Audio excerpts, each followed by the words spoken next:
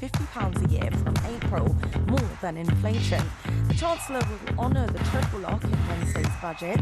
That's when payments rise by the rate of price increases. Average earnings growth is 2.5%, whichever's highest. Tax rises could also follow to bridge spending gaps. Here's what voters in Halifax think. I think the money's being spent in the wrong places. They're not looking after the people that they should be. Can we stop triple locking the pensions, please? Yeah, I mean, it's a young person.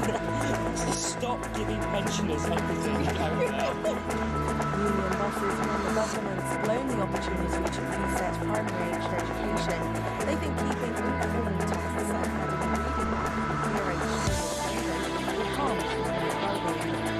David Cameron, tutor for prostate cancer,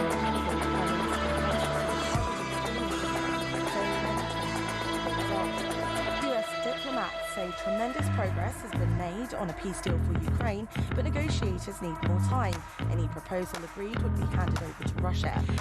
Arsenal have a 6-point lead at the top of the Premier League after a 4-1 victory over rivals Tottenham. Eberechi Eze scored a hat-trick. Morgan Rogers struck twice for Aston Villa as they beat Leeds 2-1. Boss Unai Emery says the goals were a reward for his hard work. When he's scoring and when he's not scoring, because always he's working tactically, being versatile in different positions and more or less performing always. Very consistent. Hearts suffered their first Scottish Premiership defeat of the season, losing 1-0 to Aberdeen. And England completed a clean sweep of wins in rugby union's autumn internationals. They secured a 27-23 victory over Argentina and Twickenham. That's the latest.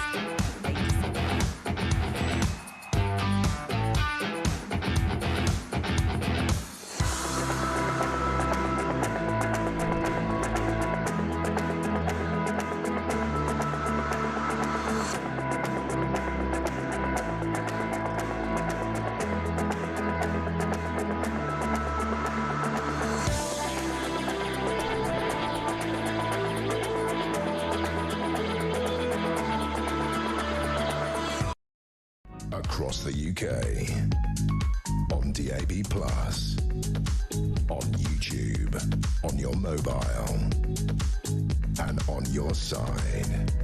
This is Talk.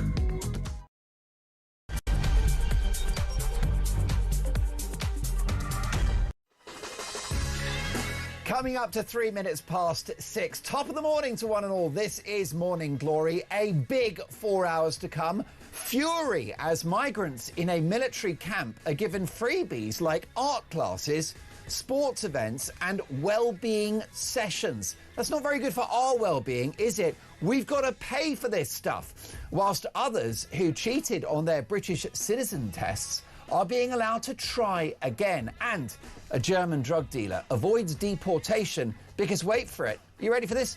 He doesn't speak German! When will this madness end? Meanwhile, in the last 24 hours, 3,000 ordinary people, not far right, not racist, none of those things, 3,000 ordinary concerned citizens protest in the small town of Crowborough in East Sussex following plans to accommodate 600 illegal immigrants at an army training camp. Public anger about this has reached a tipping point, and I'll get a reaction from one of the highest profile broadcasters in the world, Konstantin Kissin from the Trigonometry podcast. Meanwhile, Rachel from Accounts, that's her real name, is to announce a £15 billion welfare giveaway. 15 billion quid on Wednesday's budget, sending a clear message that it pays not to work. But even though she's tanked the economy and broken her promises, Sir Keir Starmer claims that Rachel Reeves is the victim of sexism. You heard me right. It's all that mansplaining. You couldn't make it up. And Angela Rayner on manoeuvres to replace the Prime Minister. Could the ginger growler make it into number 10? Be afraid, be very afraid. As Nigel Farage parts company with Donald Trump over a proposed peace deal in Ukraine, I'll get reaction from Reform's Richard Tice, and I'll be asking him whether Reform UK are ready for power. David Cameron has been battling prostate cancer. Just how common is this disease and how close are we to a cure? And, I love this story, a Christian preacher is arrested for saying God bless you at a Muslim Palestine protester group. Right, you can't say, a Christian preacher cannot say God bless you, the world's gone mad. Well, I'm saying God bless you this morning because it's Monday morning, you're getting up, you're going to put a shift in, you're going to work hard, you're going to contribute to the unstoppable powerhouse that is the British economy. But unfortunately, over half of the population will not. 53% of Brits take out more than they put in, and it's going to get worse in the budget of Rachel from Accounts on Wednesday. Oh no, Christian! Rachel from Accounts, is that sexist as well? So much to get through. My priority is to get your opinions on the national television and radio airwaves. You can call me 0344 499 1000. Tommy's on the phones today. Book your place on the show. Are you somebody that works hard? Are you somebody that puts the shift in and tries to give back more than they take? Are you someone that thinks it's wrong to receive benefits if you don't have to receive benefits? Because Rachel from Accounts' budget on Wednesday is going to reward the work-shy and the feckless with an extra £15 billion in welfare spending. What happened to Rachel's black hole? Seems to have been filled up with your hard work. So look, the world's gone mad. We're going to get through the front pages now. The Telegraph, Putin to rejoin the G8 as Europe yields over peace deal. David Cameron shares prostate cancer fight. Rachel Reeves's aforementioned £15 billion welfare giveaway. And Badenoch, workers' rights law will cancel the Christmas job. The Sun newspaper, judges shock ordeal. Shirley, I nearly died on Strictly. Strictly's Shirley Ballas almost died after choking on a fishbone moments before Saturday's live show. Well, we wish her well. I newspaper now, and Reeves to unveil £600 million raid on foreign student university fees. Chancellor is to target universities in Wednesday's budget with a tax on international student fees to fund grants for poorer British students as part of her cost of living crusade. The Mirror now, Princess Catherine, addicts should not feel shame, they need our compassion. And Exclusive, budget poll, help us Chancellor, cost of living is number one priority, but we will stomach tax rises if the richest bear the brunt. Sorry, did the Daily Mirror not get the memo that socialism doesn't work? I'm so sorry. A cursory glance at British history will tell you that the facts of life are conservative. I don't mean Tory, I mean small c conservative. That a government, just like a household, must live within its means. By the way, that's the topic of today's Dolan's Dispatch at 9 o'clock.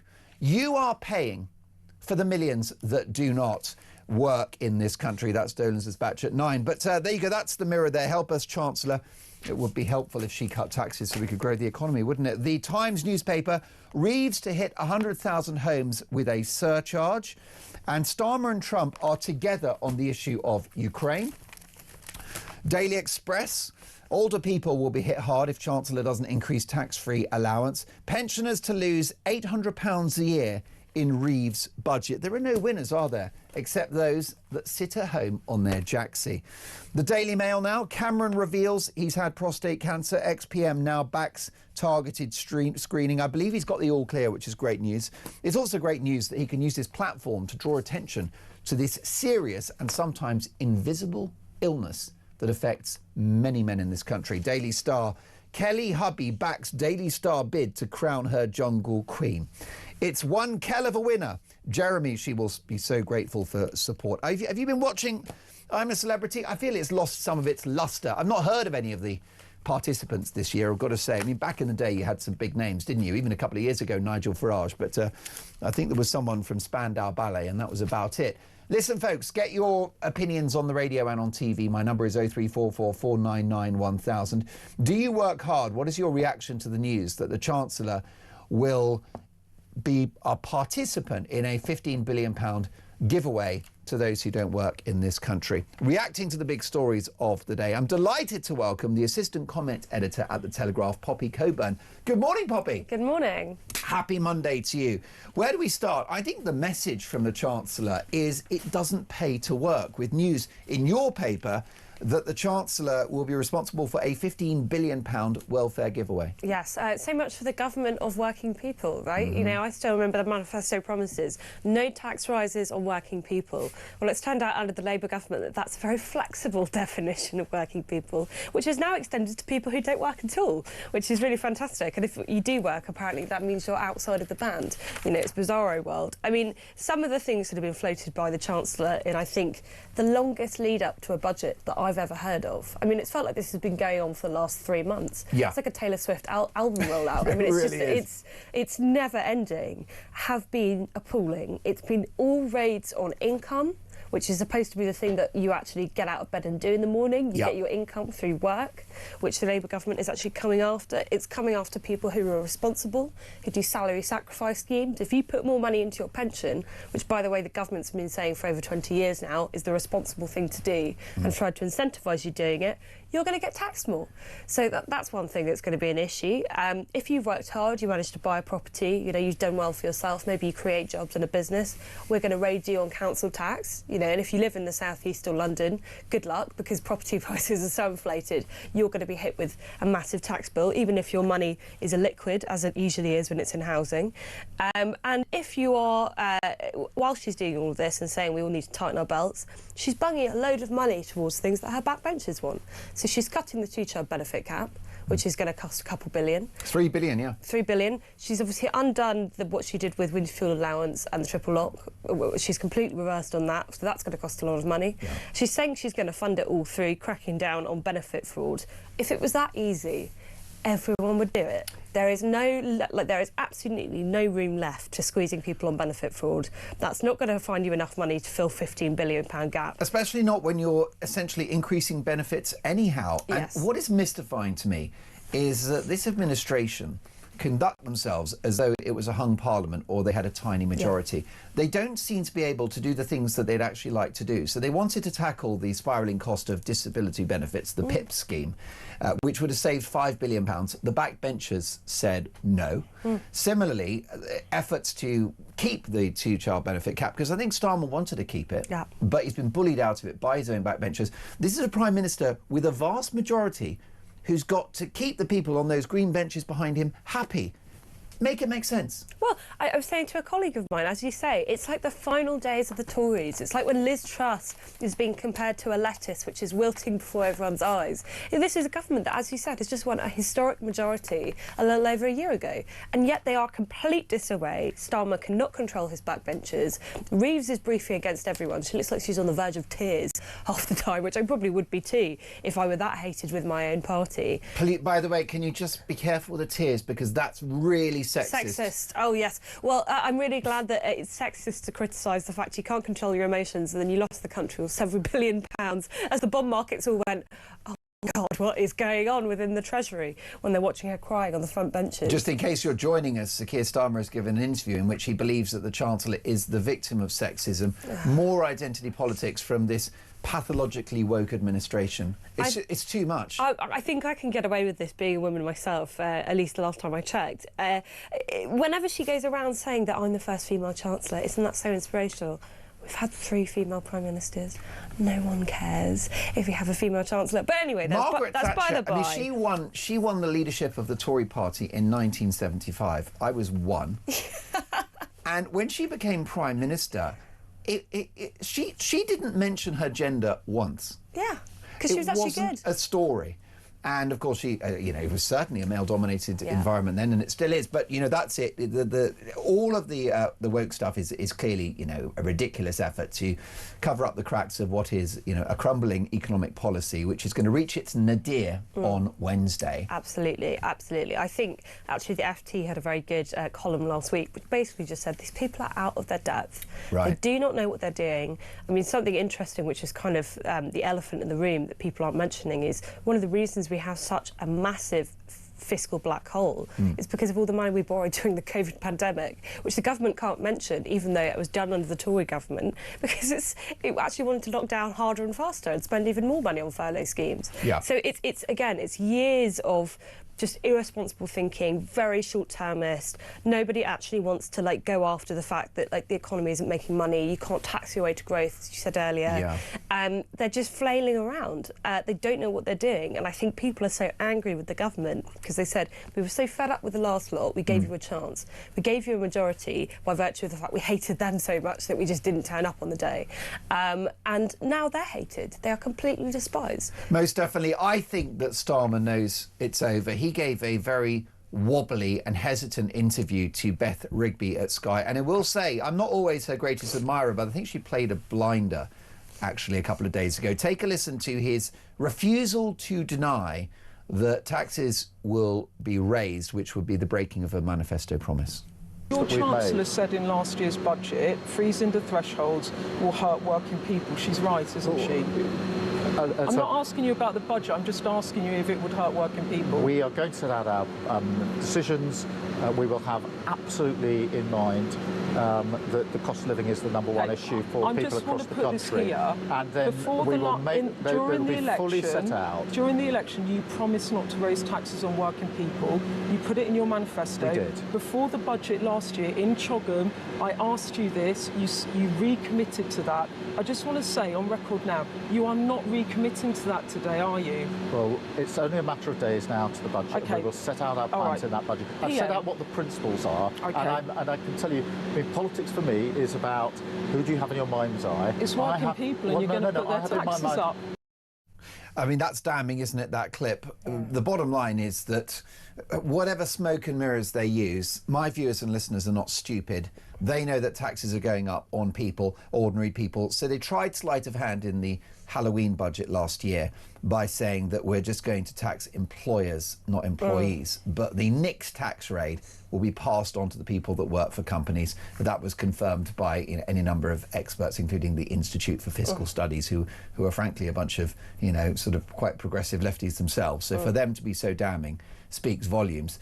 You've also got, by the way, the workers' rights package. It's not just the egregious taxes, but the workers' rights package, which is a car crash in slow motion, which has been called out by the Resolution Foundation, which is the Labour Party's favourite think tank. Yeah, Torsten Bell's body. Well, right? there you go. And this guy is more to the left of Che Guevara, and he says, don't do it. Yeah. It's going to kill growth and kill jobs. Yeah. Well, again, these people, I think, and it comes down to the fact that none of the people in this front bench have actually worked a real job in their lives. They're all professionals, right? They're all lawyers or doctors or whatever, which is fine, but they don't understand how business works. And I think this is a prime example. When you have an economic slowdown, when growth is very low, which it is, we're basically teetering on the edge of a technical recession. I would suggest that real world per head growth is actually minus. Has been for years now. Yeah. We've actually been in a real recession if you take into account the fact we've had no per capita growth for years. So anyway, when you have a situation like that, what do? You don't tighten the labour market.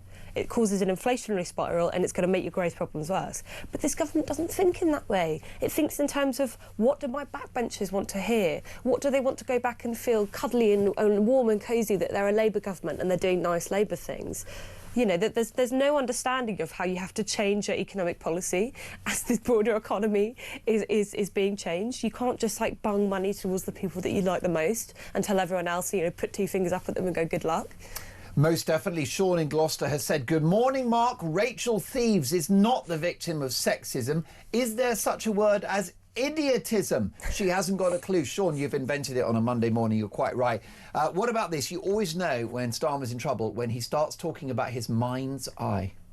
I have in my mind's eye people who are struggling with cost of living, who can't necessarily make ends meet. And that's political. It's also personal.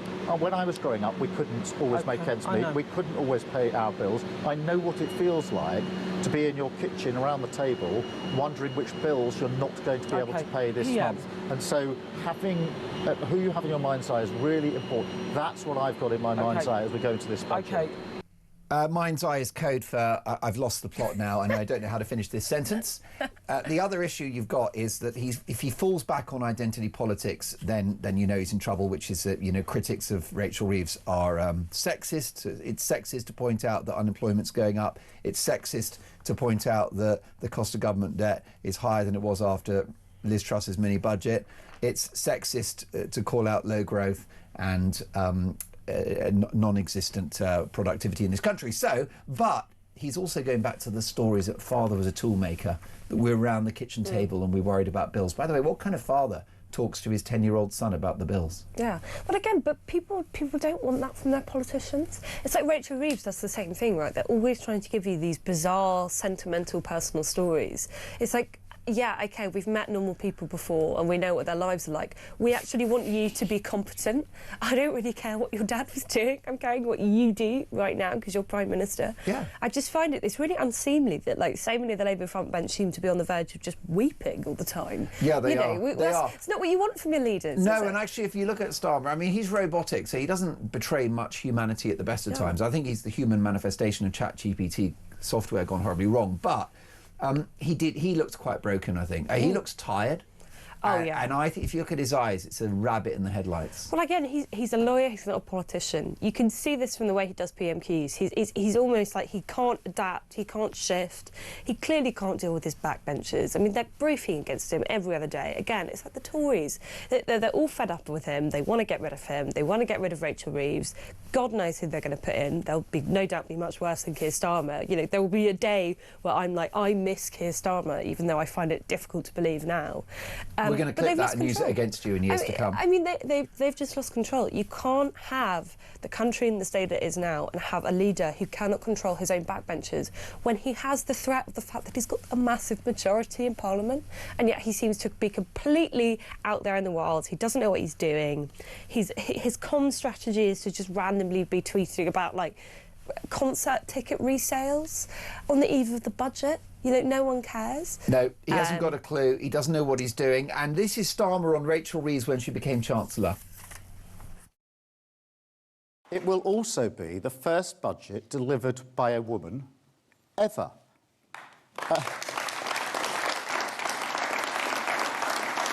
That is a moment of pride.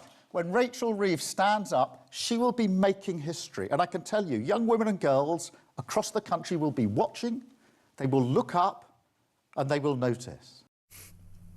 And they'll say, what a terrible idea that was, making her Chancellor. And it's going to be massive here on Talk. On Morning Glory and throughout the week, we're going to give you comprehensive coverage of this budget.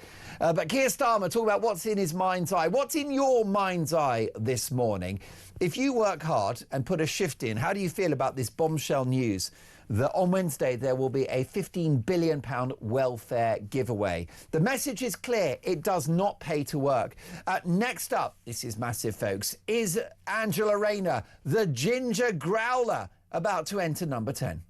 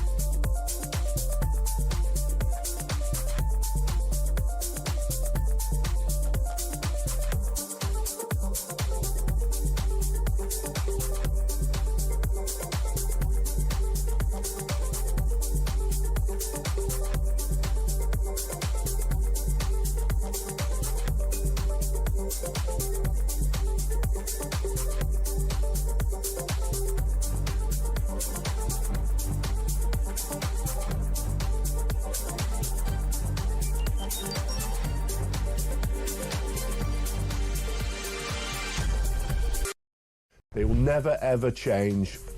Just like I was saying, my mother's wisdom, she used to say in Bolton they'd vote for a pig with a red ribbon on it. Well, it's like Tunbridge Wells, they vote for a pig with a blue one in it there when they swim. But I think all that's turning around. But I'll tell you what really strikes me, though, having seen that poll and gone through the numbers, is if you add up Labour, Lib Dem and the Greens, and then you've got the SNP and Plaid Cymru as well, is they still get 50. There's still half the country who think those people should rule.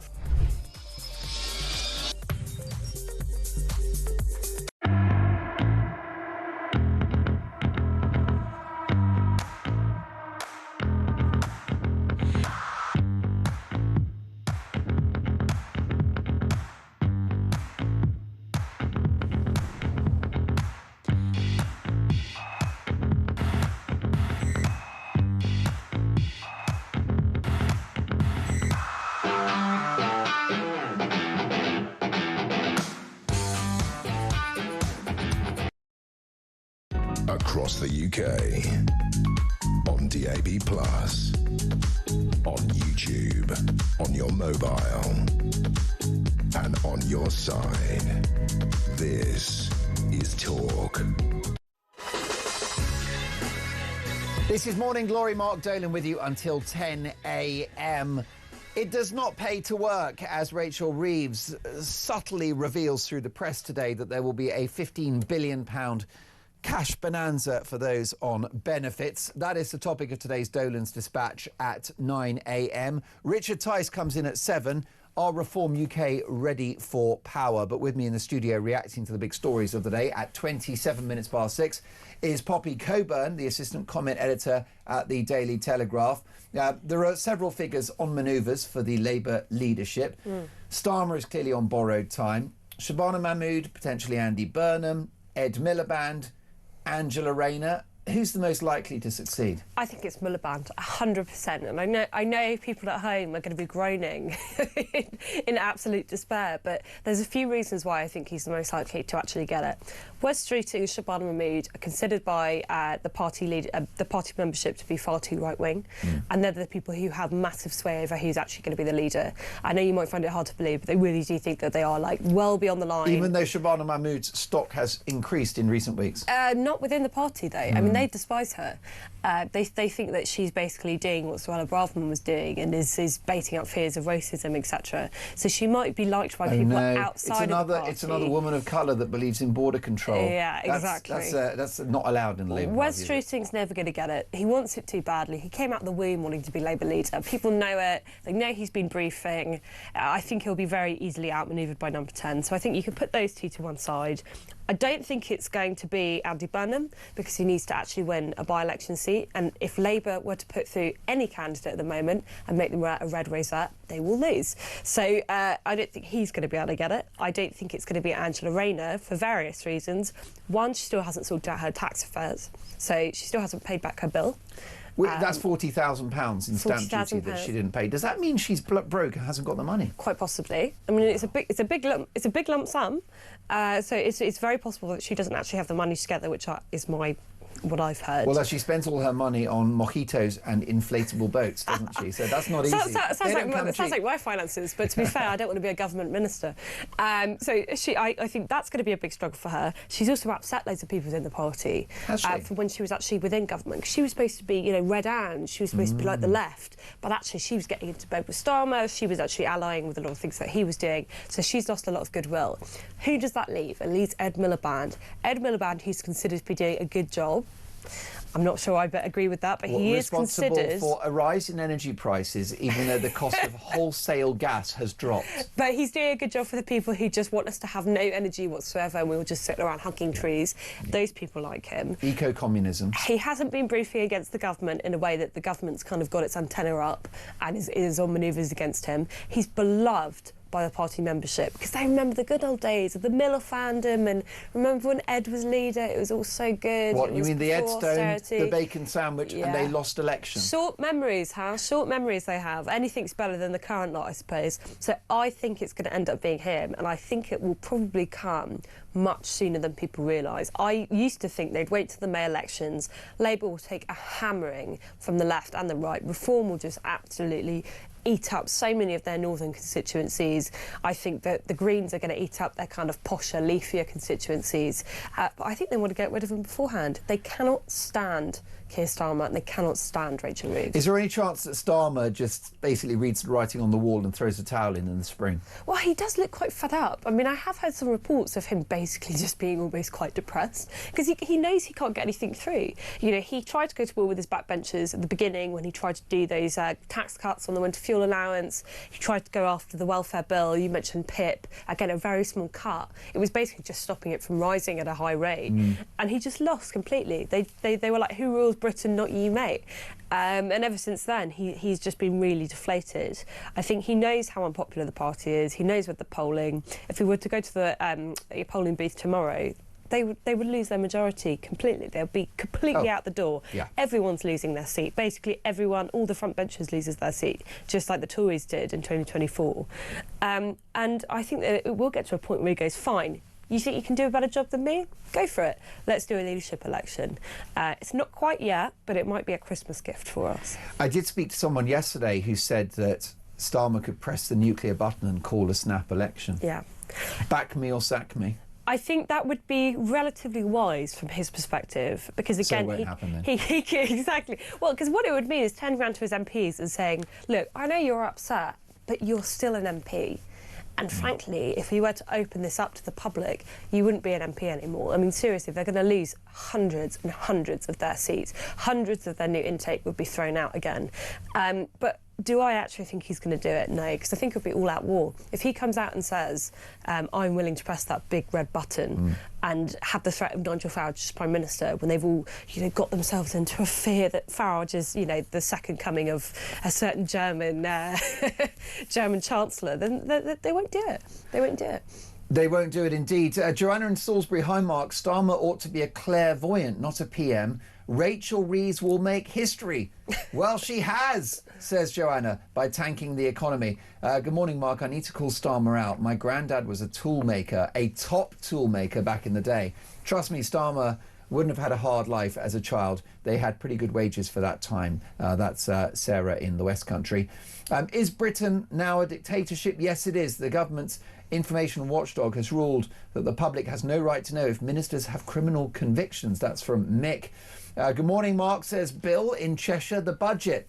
Rachel is scraping the barrel to fund more giveaways to the feckless. In her own mind's eye, that's great. But we're only in year 2. What will she do in years 3, 4 and 5? There will be no growth. Borrowing costs will rocket up. We are doomed. Louise from Ipswich says, good morning, Mark. How on earth was Keir Starmer's dad struggling to pay the bills? He was a tool maker and his wife, Keir Starmer's mother, was a nurse. When Starmer was at school, that would have been a very decent income, with the family comfortably able to buy their house. Louise from Ipswich, you're so right about that. More Starmer lies, if you ask me. Margaret in Yorkshire, good morning, Mark and Poppy. Before the election, Starmer said everything was fully costed and accounted for. That did not work out. As for his mind's eye, he needs to see an optician. Margaret should have gone to Specsavers. The issue he's got is that when he buys new glasses, well, he doesn't pay for them himself. It's Lord Ali. Because, of course, the multi-millionaire ex-lawyer Keir Starmer couldn't possibly afford to pay for his own suits and his own fancy glasses and tickets to Arsenal, all the rest of it. In fact, I don't want to mention Arsenal this morning. I'm feeling quite bruised. So, this is Morning Glory. Next up, fury as migrants in a military camp are given freebies like, wait for it, art classes, sports events and well-being sessions. What does that do for your well-being? To hear that, we'll discuss that next.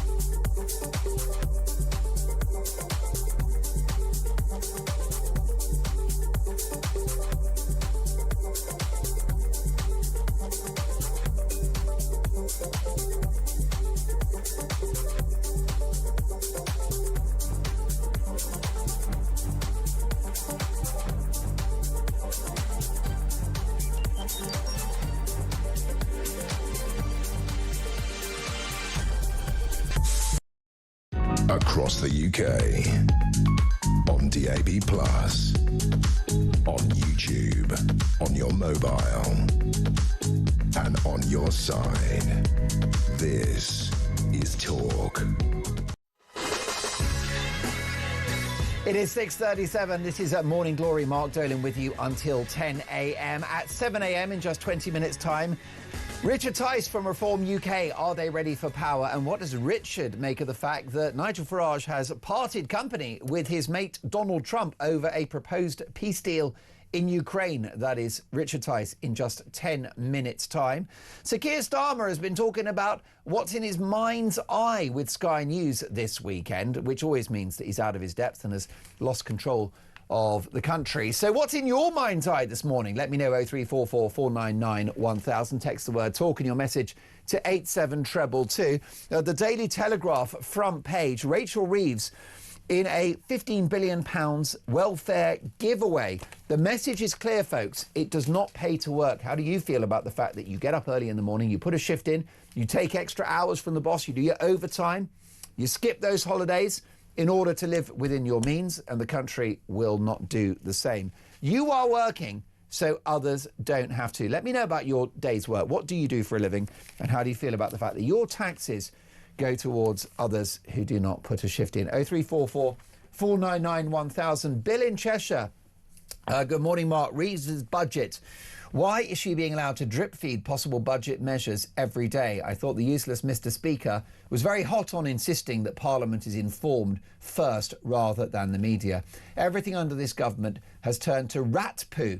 In just 18 months, they are utterly useless. How about this from another texter who says, eyebrows Andy Burnham is definitely no saviour. Don't be fooled. He's not as popular as you think up north. Also, this Greater Manchester mayor has 2 or 3 boroughs which are rape gang hotspots. And his response, along with local MP Lucy Powell, has been abysmally bad. Not a good look and no excuses. The only legacy he'll leave in Manchester are several high-end apartment and office blocks built courtesy of his millionaire mates like Gary Neville, a.k.a. Mr. No Flags. Brilliantly put. Brian in Daventry, good morning, Mark. Really pleased to have you on the Breakfast Show. Well, that's very kind of you. Thank you, Brian. And Poppy, is enjoying your truth bombs? Brian is enjoying your truth bombs, Poppy. Dave in Portsmouth. Mark, you're missing the point about Starmer's family not being able to pay their bills. They are socialist. They had plenty of income but spent it foolishly. Obviously, Starmer learnt poor economics from his family. Well, let's talk about a very leaky border that we've got in this country. Absolute fury, as reported in the Sun newspaper today, as migrants in a military camp are given freebies like art classes, sports events and well-being sessions. Meanwhile, those who cheated on their British citizenship tests are being allowed to try again, and a German drug dealer avoids deportation because, wait for it, he doesn't speak German.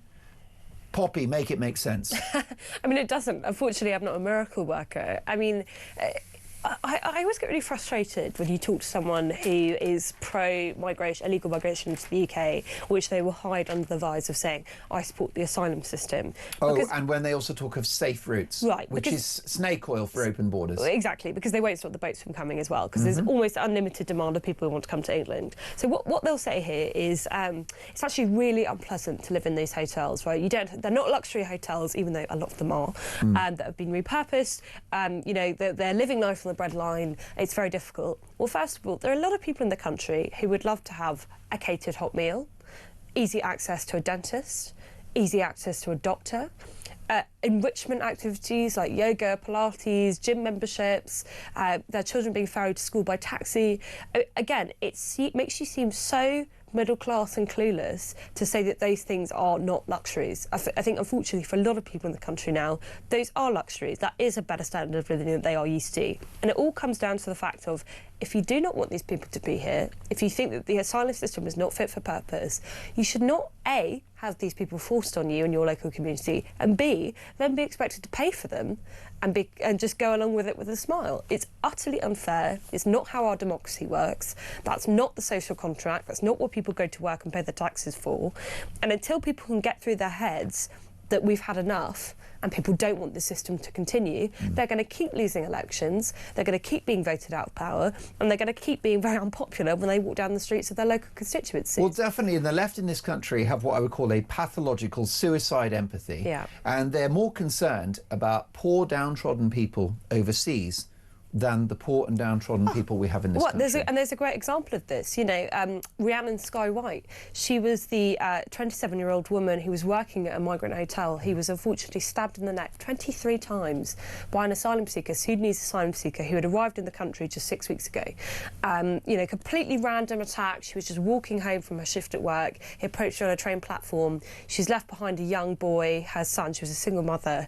You know, it's stories like that where it makes me want to say to people like Zach Polanski, you say that you're doing a kinder and gentler politics. Is that kind and gentle politics to you? You know, this is a woman who's had her life taken away from her. Her family will be devastated. Her son will have to grow up without a mother. And it's because we don't know who these people are. Most definitely. And it was Milton Friedman, the legendary economist, who said that you can have open borders as long as there's no welfare state. But what you can't have is a welfare state and open borders.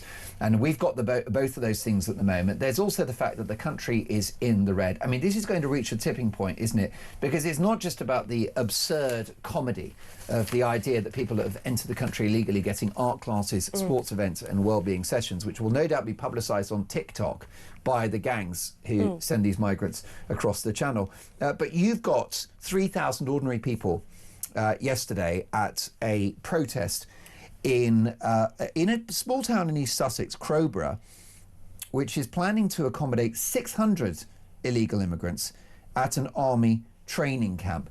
And this is why I've thought for a while, Poppy, that actually the hotel issue is a red herring. Yeah, completely. Because of course it's a terrible way to accommodate illegal immigrants, given the fact that hotels are the often focal point of the town. No problem. People used to get married there, have birth, deaths and celebrations and leaving dues. Of course they've lost that. But it doesn't fix it to put them in a training camp. We often think of these army facilities as in the middle of nowhere. They're not. No. These army facilities are also close to residential areas, primary schools, secondary schools and town centres. Oh, I mean, absolutely. And again, it comes down to the fact that if you don't want these people in your local community, and again, these are 600 all-male asylum seekers who have been placed in this army camp, all male. It's completely legitimate to say so, and it's not a solution to say I'll put them in HMOs and I'll kick a load of renting families out and just dump them in the middle of the community. And that massively impacts the community. Try living next door to an HMO. Well, with 11 or 12 men. Indeed. You've got a little family of two, and then next door is 12 foreign men who don't speak the language, who may have different attitudes and values. And who are bored with nothing to do all day. Massive. Good luck with that. Massive safety risk. I mean, Crowborough in particular is very interesting what's happened to their community. This is a lovely, really leafy East Sussex constituency, very nice. Actually, there's the leader of the council is Rachel Millwood, who's the deputy leader of the Green Party. She loves migrants. She loves the refugees. But just not in her backyard. Right. So she's actually released a letter saying that she's really concerned about the housing of these 600 asylum-seeking males in her constituency boundaries. Would that be near her £1.6 million house, which boasts a snooker room and a swimming pool? She should accommodate the migrants in her massive house, because I think they'd enjoy the snooker, and we know they're strong swimmers. Well, you know what you will really laugh at in her justification for this, because she's been getting really angry. She thinks it's fake news when you say that she opposes it. She goes, no, it's not that I oppose it because I think these people are a threat. Get this. I think their safety, the safety of the 600 men, is at risk. So what's the implication there? What her constituents are No, I going agree to go with around Rachel. and harass I'm them. really worried about the well-being of the guy with a Kalashnikov tattoo under his left eyelid, because I think that's, that guy. I mean, when I see people with sort of military-grade weapons inked onto their faces, all I think is enrichment. I really do. I think that's the one thing this country's been missing, is people with violent weapons tattooed on their faces. It's an insult. The system is completely undemocratic. It cannot be reformed. It cannot be tinkered with. It has to be completely ripped up and redesigned from the ground up, and it has to be all done through acts of parliament. I think, and this is what people have been saying for years and years and years. Nothing that the government are doing at the moment, even Shabana Mahmood, right wing will actually fix this problem. We don't need more slogans. We actually need proper policy solutions now, because unfortunately towns like Crowborough, who have up until now been able to avoid the worst of the asylum hotel crisis, no longer can, because there's just too many people here. 3,000 people in Crowborough. Are they all far right? I mean, does that label work anymore? Well, no, it's meaningless. It's utterly meaningless. I mean, to say it's far right, these people who, again, are not, they're not right wing. I mean, this is quite a left wing area, who are East Sussex is crazy woke, rightly concerned about the housing of 600 men in their constituency. They have a right to do this. This is why we need to bus migrants into Islington and Hampstead Village. Because what it will do, you see, the minute, doesn't matter how left-wing you are, the minute you face the real-world consequences of your luxury beliefs, you will turn on a dime, as Rachel Millward has. Yeah, absolutely. It's got nothing to do with racism. It's got everything to do with public safety. And the more that politicians come out and say it's racist, the more that they are actually devaluing that term, which is actually a stupid thing to do, because you do need to use it for occasions when it really does need to be said. And they just don't think of that way. They have complete contempt for most people in the country, complete contempt for them, their views, their desire to have their families be safe. They just don't care. No, I mean, if the left leverage the word racism for sort of shallow political gain, it means that they don't care about racism in the first place, because it is a sacred and important word, and one of the most egregious things that you can be is racist. But it's just a slogan now. How about this voice note from Jay on the migrant hotel protest? Take it away, Jay. Morning, guys. Great show as always. I was speaking to a group of people the other day. I was out at an event, and there was probably 12 people there, 11, 12 people, and we were talking about the current migrant crisis, and it's even people that would never talk about that stuff are now talking about it. And we all said the same thing, and we all agreed that if you put the British vets, homeless into these hotels, the public actually wouldn't mind the little bit of extra tax money coming out of their pocket each month, because they know it's cleaning up the streets, giving people food, warmth, medicine, everything they need, getting off the drugs, etc. We need to start looking after our own. Come on. Coming up, that's a brilliant, by the way, fantastic, Jay. Let's start looking after our own. I had an amazing call yesterday from John in Newcastle, who said he's a former Labour voter. He's 80 years of age. He said that he feels like a second-class citizen in his own country. Do you feel like a second-class citizen in your own country? Do you feel it pays to work when Rachel Reeves is going to splash out another $15 billion on benefit payments on Wednesday? What's in your mind's eye this morning? Tell me what you're most concerned about. 0344 499 1000. Next up, coffins to be made larger for the obese, and is Labour about to scrap the licence fee? This is Talk Breakfast. In fact, it's Morning Glory.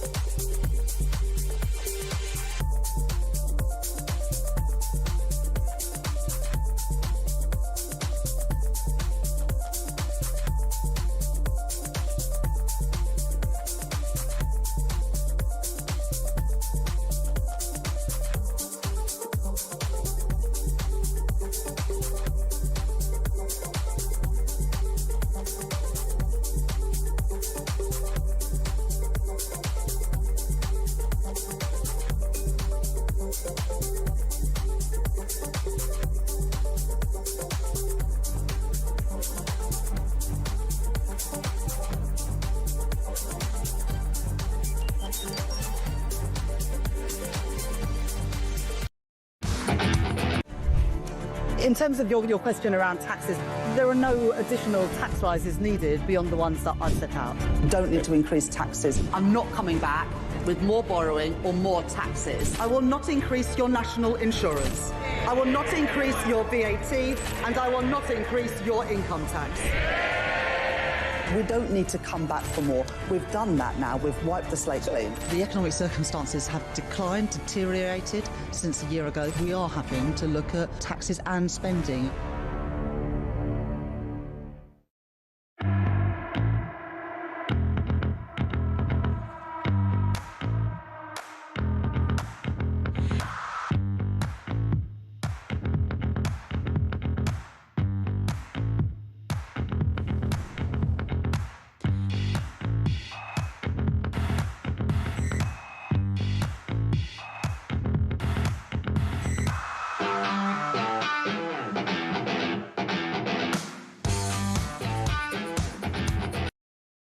Across the UK, on DAB+, on YouTube, on your mobile, and on your side. This is Talk.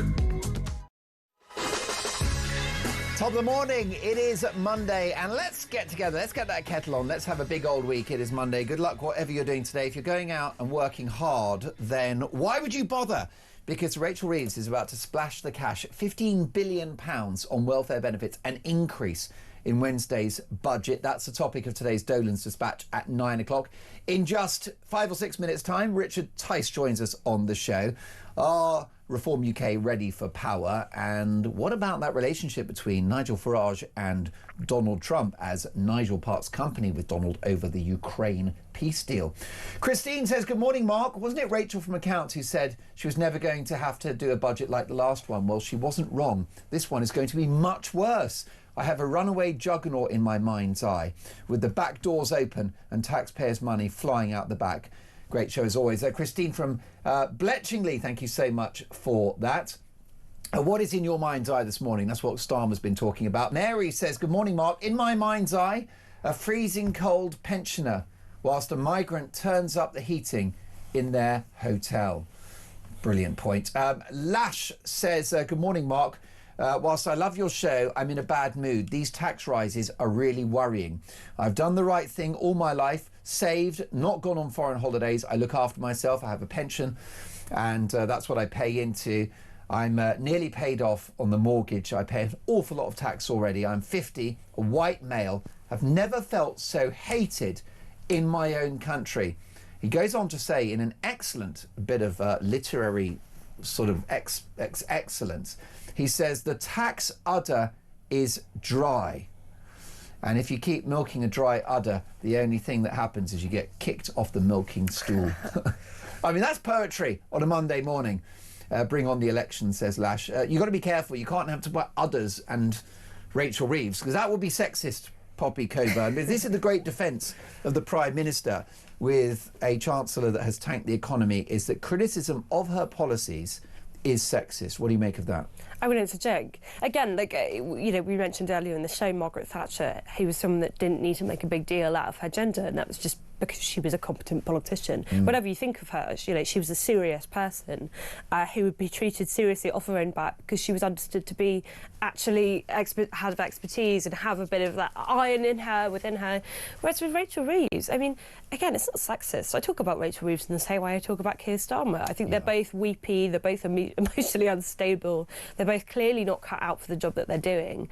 You know, I don't think we're in a bit of a post-sexist society, and if even I can't say that she's not cut out for the job, you know, then what can anyone say about anything? But also his supposed defence of her actually weakens her. Oh, completely. Doesn't it? Because it makes her look so vulnerable. Well, right? this is it. And you've got to play identity politics going, don't be so unkind to this little lady. Well, and that's what I find so frustrating. if you want to be Chancellor, you have to put on your big girl pants, okay? And you have to be I'm wearing mine today, serious. They're have to be a little serious. bit. What can you do? It's my age. But you know, you can't do that job. And then whenever you get criticised, which you will because you're a Chancellor and you're about to put taxes up, immediately turn around and say you're not allowed to be mean to me because you're being mean to me because I was a woman. I mean, tell that to Gordon Brown when he was Chancellor, you know, when he sold off all the gold and everyone, you know, wanted his head. It's a load of rubbish. People don't like her because she's not good at her job. It's got nothing to do with being a woman. Well, when they criticised Gordon Brown for selling gold at an extraordinarily low price, for which, you know, we've paid a huge cost over many years since, that was anti-Scottish racism. You need to know that. Lisa and Andy may block the licence fee rise as BBC row deepens. A rise in the licence fee could be blocked by the Culture Secretary amid a series of humiliating failings by the crisis-hit BBC. Well, in a minute, I'm about to speak to Richard Tice, who I think wants to scrap it all together. Well, I think that's relatively legitimate. I mean, I can't think of a scandal for the BBC, and they've had a lot, that is as damaging as this one. You know, let's just restate what started this story off in the first place. They had actually misquoted President Donald Trump by messing around with footage in a way that no decent journalist would ever do. That's completely fake news. It's then caused all these scandals where people are saying, why do I have to pay the licence fee for this body that I think is political and I disagree with? It's supposed to be neutral and it's clearly not. And so I think, you know, Nandy's in a difficult position because people want to get rid of it altogether, as you say. I've got Richard Tice coming on in a couple of minutes. He's just actually adjusting his tie as we speak, and he looks very smart this morning. Can I ask you whether you think that Nigel Farage is now nailed on as Britain's next Prime Minister? I think that Nigel Farage will be the next elected Prime Minister, but I don't think he'll be the next Prime Minister. Oh, that's a great line. That's a kind of a little enigmatic thing. I think Labour is going to push someone else on us, who we will probably end up despising even more. Stop the press, Ed Miliband. Ed Miliband. Seriously, it's going to be Ed Miliband. I know no one wants to hear this, but it will be him, and it's going to be bloody awful. Especially for bacon sandwiches. Yeah. The Ed Stone, a terrible loss of an election that they should have won. Well, it's good news for people that don't want a Labour government, because if Ed Miliband becomes Prime Minister, that's it. All right, it's not just that's it for the Labour government, that's it for the Labour Party. They are over. At the next election, we could basically see the disappearance of the Tories and of the Labour Party. And frankly, those two occurrences couldn't come too soon. Listen, next up in just a couple of minutes, Richard Tice is joining us. Our reform ready for power. Thank you, Poppy Coburn, assistant comment editor at The Telegraph. This is Morning Glory. Keep it talk.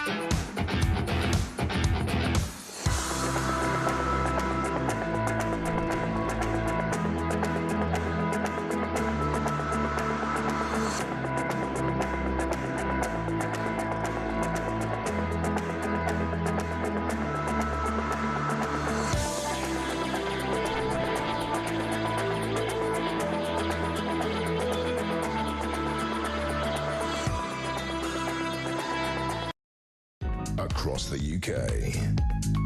On DAB+, on YouTube, on your mobile, and on your side.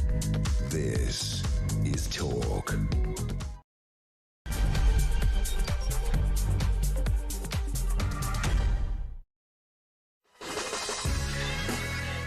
Top of the morning to you. It is 3 minutes past 7. Happy Monday, one and all. This is Morning Glory. A big 3 hours to come. Fury as migrants in a military camp are given freebies like art classes, sports events and well-being sessions, whilst others who are cheating on their British citizenship tests are being allowed to try again. And a German drug dealer, a truly wicked criminal, avoids deportation from this country because, wait for it, he doesn't speak German.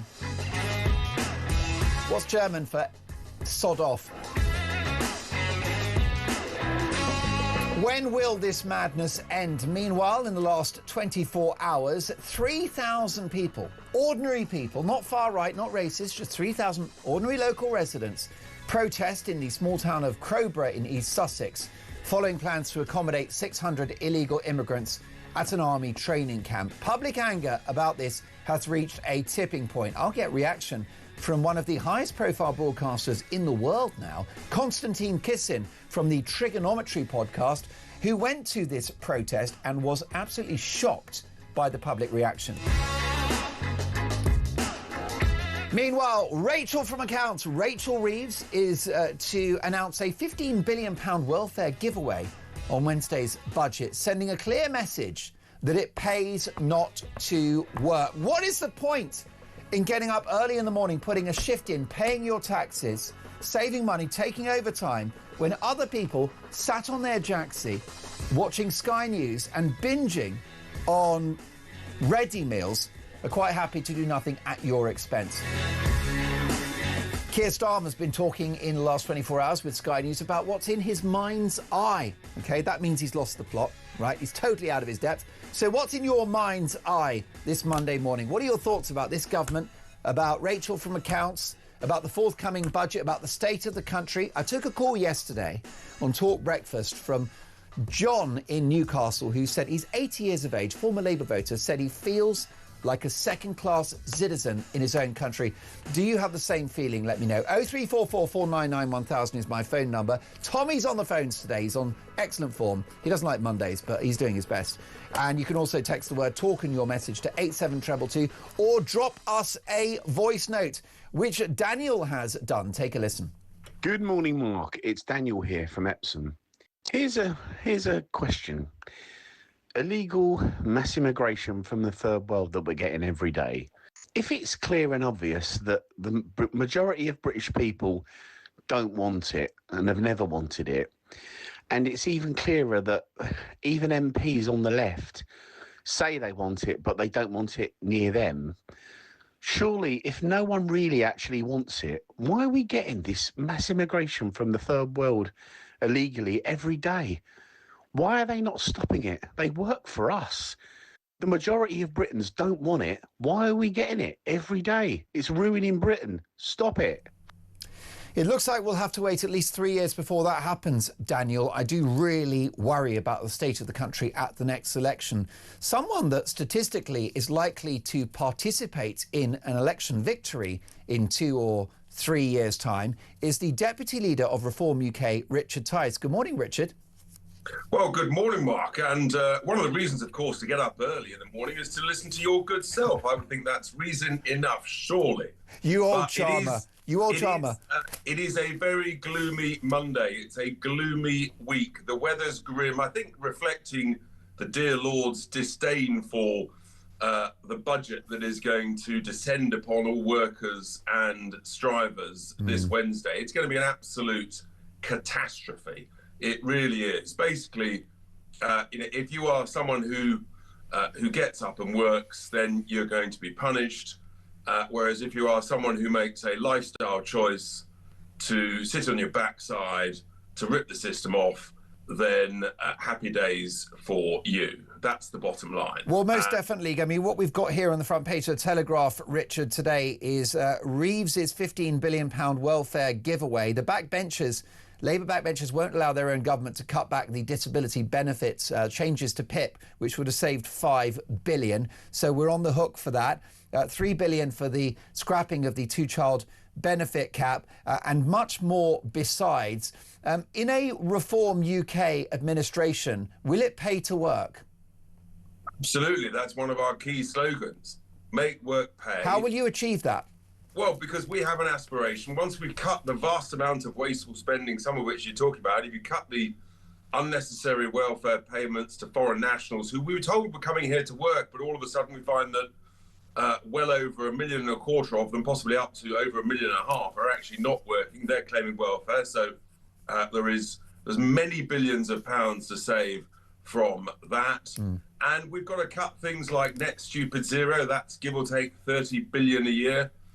I've said very clearly we should stop paying voluntary interest on all the printed money. That's 20 billion a year. I was the first one to raise that. So there's many areas that we can save huge amounts. When we save money, then we can afford to start lifting the income tax threshold up towards £20,000. But as I just repeat, once we've proven the savings, and in the interim, obviously, we've got to cut the cost of energy. That's the benefit of scrapping net zero, and cut the vast amount, the mountain of daft, ridiculous regulations that gets in the way. Here's one for you. In the nuclear industry, I think it's Hinkley Point. They spent £700 million to protect about 10 salmon fish. Seriously. I mean, that's worse than the £100 million bat tunnel. You couldn't make it up. Something smells fishy about that one. It is beyond a joke, isn't it? This country's become an absolute laughing stock. But just on the idea that, you know, we'll cut our cloth accordingly if we get a Reform UK government, why, therefore, are the Conservatives the only party, Richard, to commit to scrapping that two-child benefit cap, given the fact that so many of my viewers and listeners think very carefully about how many children that they're going to have? Because the whole point, I think you got that the wrong way around, Mark. The whole point is that we the Tories will reinstate the two-child benefit cap. The whole point is because we can't afford it, and then yet Reform are going to pay for it. Well, by basically stopping the abuse of the welfare system for many people who should be working, who chose not to work. So you focus the child benefit around those who are working or clearly intending to work. That's our key focus. But we do need more British-born children. We've got a demographic issue with regard to British families having children. That's what we're focused on. But it has to be around the key principle of work. That's what we're saying. And look, I mean, the Tories, in a sense, there's no point bothering wasting time talking about them. They're done. It's over. Their toxic brand is finished. 200 years, it's in the bin. Goodbye and good riddance. And you talk about, having more British-born children. I didn't disagree, but is that to say that migrants are having too many children in this country? Well, the whole point is we've been told that immigration's good because we need people to fill the jobs, but then we find that well over 1 million to 1.5 million have come here and actually they're claiming benefits. Well, if we have more children ourselves and if we motivate our own people back into work, then we don't need those levels of immigration. What we want is smart, highly skilled, highly qualified people coming to integrate, coming to work, coming to contribute and coming to speak the language. But we're a country mile away from that. And then you've got things like, obviously, with artificial intelligence, AI, which is improving productivity for many in the private sector. We've got to introduce that into the public sector. That's going to reduce the number of people in white-collar jobs. So the last thing we need, actually, is a bigger population. Are you concerned, though, about, a higher birth rate from migrants rather than homegrown Brits? I think what we've just got to focus on is getting our own people into work, British families having, being able to have children, feel that they can afford to have children. That's the whole point of making work pay. As I touched on earlier, that's why our aspiration, when we can afford to, is to lift that income tax threshold. This Chancellor is going to freeze those thresholds so that she can pay more out in welfare benefits. That's completely the wrong thing to do. remembering, of course, that benefits are tax-free, whereas those of us in work, we have to pay tax above £12,500 a year.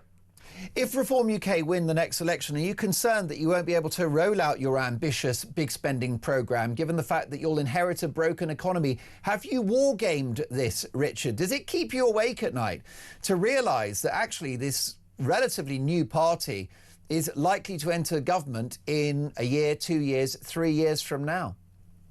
Well, we're cutting our teeth running 12 councils, which we're doing very well. Last week, I gave a press conference on some of the huge savings that we're identifying, we're starting to achieve, other areas where regulatory change is needed to save a lot more money, mismanagement, overspending in areas. But yes, we've said very clearly that the state of the finances will be very bad, but there would be no one better than a business-minded, business-experienced reform government to come in to cut the wasteful spending, sort that out, cut daft regulations, and then we can get the economy motoring again. Then we can get growing to the sort of levels that many of us remember in the 80s and 90s when we were growing at between 2.5% and 3.5% every single year. Now, Reeves breaks out the champagne and she gets to half of 1%. I mean, it's ridiculous. We've actually got negative growth in the private sector. And I mean, we're flatlining. We've borrowed £117 billion in the first 7 months of this year. Just think about that. 117 billion borrowed in just 7 months. I mean, these numbers are colossal, and it's why the bond markets are applying what they call a moron premium to this government and to the price of government debt in the United Kingdom. And do you feel that you have to manage expectations in relation to a potentially incoming Reform UK government? Because a lot of my viewers and listeners have said that they actually support the project. They want Nigel to be Prime Minister, but they are worried that if you prove not ready for power, that if you mess this up, then the country is absolutely done for. Look, no one's saying it's going to be easy, of course, but we have got the most experience. I just think we're better at running things. You know, we've been around the block. We've run businesses, small, medium and large. We've made significant profits for shareholders, for investors. And bluntly, I think you should run the country like you run a company, a lean, mean, profitable machine. If we actually started earning more than we're spending as a nation, maybe actually we'd be in a better place. Then we could actually really motivate people to stay here, to create businesses here, to grow here, to have families here. You know, when I get young people say to me, Richard, should I stay or should I go? These are sort of 20-year-olds. I mean, it makes me weep with sadness about what the Tories did after 14 years, and now what Labour are doing to the state of optimism and enthusiasm in the United Kingdom. Although, are you, as a political project, political force, trying to ride two horses? One with support from disgruntled Conservatives who would love Thatcherism 2.0. Meanwhile, you've got the sort of red wall ex-Labour voters in those Northern and Midlands constituencies, many of whom love reform but are also reliant on the welfare state to make ends meet. I mean, those are two very different constituencies whose interests are at odds with each other. No, you've drawn the wrong conclusion, unusually for you, Mark, because we are alarm clock Britain, the people who set their alarms at 5 or 6 in the morning and get up and go to work. And the red wall voters who traditionally voted Labour, actually, who are working folk, they are deeply patriotic, very pro a strong military. Many of them have served themselves, and they are socially conservative. They understand that there's only 2 sexes and 2 genders. And careful, Richard, that'll get you cancelled. Well, maybe so, but tough, frankly. But those people who are absolute heroes of our country, and many listening to and watching this show now, are understandably on in-work benefits. And Reform are talking about cutting our cloth, reducing the welfare bill. That'll impact many of the people who support your party. But Mark, the reason that you have those in-work benefits is because they froze the income tax thresholds for, give or take, a decade. Whereas if you lift the starting point at which you pay income tax, you make work pay, and you make it at the end of the week or the end of the month, you'll have more money in your pocket if you've been to work than if you've made the lifestyle choice to sit at home. And that's just not acceptable. We're just hearing more and more abuse of the system. And it's got to stop. And we've got the courage to do that. We've got the courage to completely reform the Home Office, and we know how to stop the boats by having a absolutely robust policy of detain in a remote site until you are rapidly assessed and deported. Anybody who comes here illegally, that's it. You will be deported. Richard, in the event of a Reform UK victory, which the polls suggest is very likely, I actually think that the polling underestimates the scale of support for Reform UK because of what I would call shy reformers. I think you will win the next election. Nigel Farage will become Prime Minister. Who gets the chancellorship, you or Zia Youssef? Oh, listen, there is a multitude of talents. You're getting ahead of yourself. We've got 2-3 years. We're all flat to the board. You're desperate for that job, Richard. You're a top entrepreneur. You're perfect for the job, but Zia wants it. Who gets the job? Maybe you'll get the job. You know, at the end of the day, Mark, far too busy here at Talk. We serve at the boss's pleasure, and there's a huge amount of business-like talent in reform, and that is one of the reasons that we're talking common sense that can get the economy growing again, and onwards and upwards. Is Reform UK too much the Nigel party? Is it an autocracy? Is it the cult of Nige? Reform is the common sense party led by Nigel, who's got courage, real leadership skills. And look, leadership is difficult.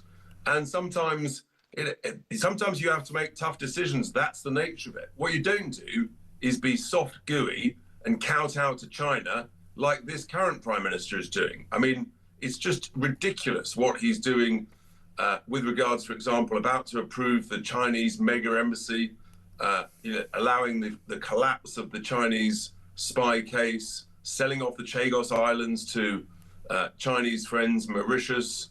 All of these things are the sign of a weak leader. Nigel is a strong leader that can do what is necessary to get this country back on its track. I know Nigel very well. I know Nigel very well, and he's an absolute gentleman. People that have worked with him consider him to be, just a pleasure to work with. He's a decent guy, a very bright guy, probably the most consequential politician in his generation, arguably, that certainly hasn't participated in the electoral process, but Brexit and much besides. Why does he get so shirty with journalists when they ask him questions about his plans? Well, I think sometimes you can have a bit of a... thin-skinned? No, sometimes you can have a laugh. Sometimes you can tease each other and have a bit of banter. And I think that's a good thing. I think that's one of the reasons that actually so many people like Nigel. I've had the privilege of working closely with him for, give or take, a decade now.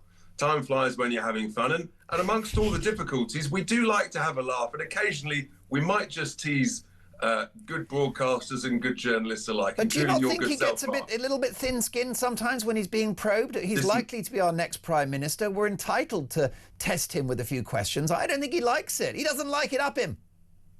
Oh, look, I think he enjoys the he enjoys the questioning, the scrutiny, and no one's had more scrutiny and unfair abuse than Nigel. And look, he takes it on the chin, as do the rest of us. But he's had more than anybody. Just occasionally, it's a bit of fun, a bit of banter, just to probe back and push back. And I think you quite like it too, Mark. Oh, well, listen, you've read my mind. Richard, before we let you go, we know you're a busy man. Fury as migrants in a military camp are given freebies like art classes and well-being sessions. And, of course, there was the protesting in Crowborough yesterday in East Sussex, where there are plans to accommodate 600 illegal immigrants at an army training camp. 3,000 people protesting. They can't all be far-right racists, can they?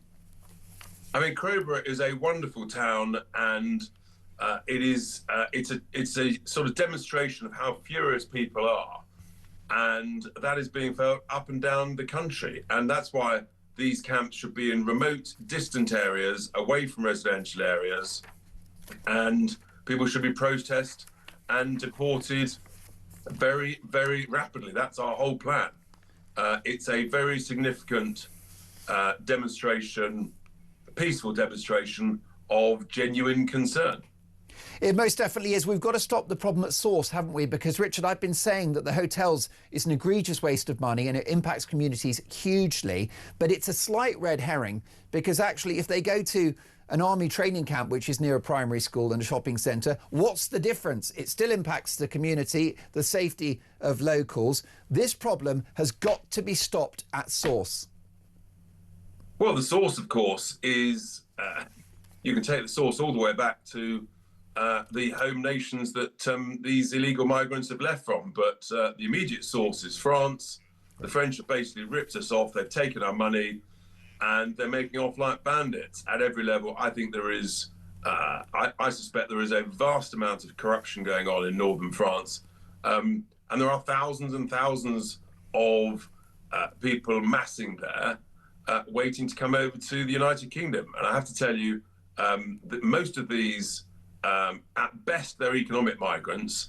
At worst, they are criminal elements. Richard, you've got to run. Thank you so much for your time. We really appreciate the conversation. Richard Tice is the Deputy Leader of Reform UK. Your reaction to what Richard Tice has had to say, 0344 499 1000. Are Reform UK ready for government? Can they change this country for the better? This is a voice note now from Dave, who has serious, serious concerns about the direction of the UK. Take a listen. Well, I was on the bus yesterday coming back from Edgware Road. I'd been up to Coindale and I was on the bus. Honestly, the amount of nationalities on that bus. People are speaking talking on the phone. They had the voice, they had the speakers going. And I honestly felt like saying, does anybody on this bus speak any English? Because I tell you what, I think I was the only one on there who was English. You name it. We've got it now. This country's on the verge of going, the same as France.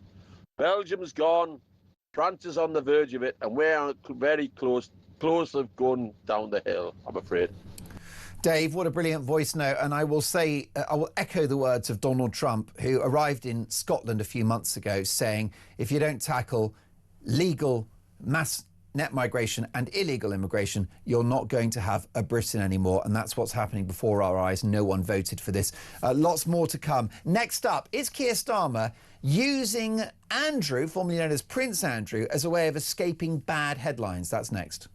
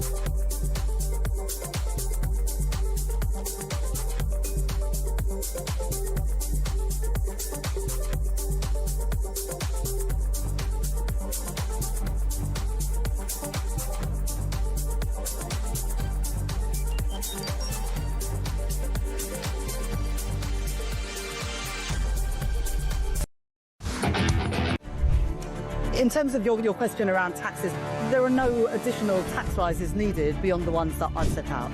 Don't need to increase taxes. I'm not coming back with more borrowing or more taxes. I will not increase your national insurance.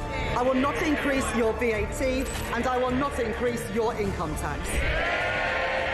We don't need to come back for more. We've done that now. We've wiped the slate clean. The economic circumstances have declined, deteriorated since a year ago. We are having to look at taxes and spending.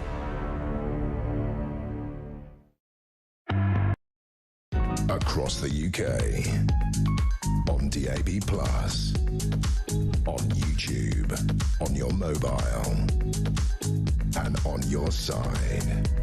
This is Talk.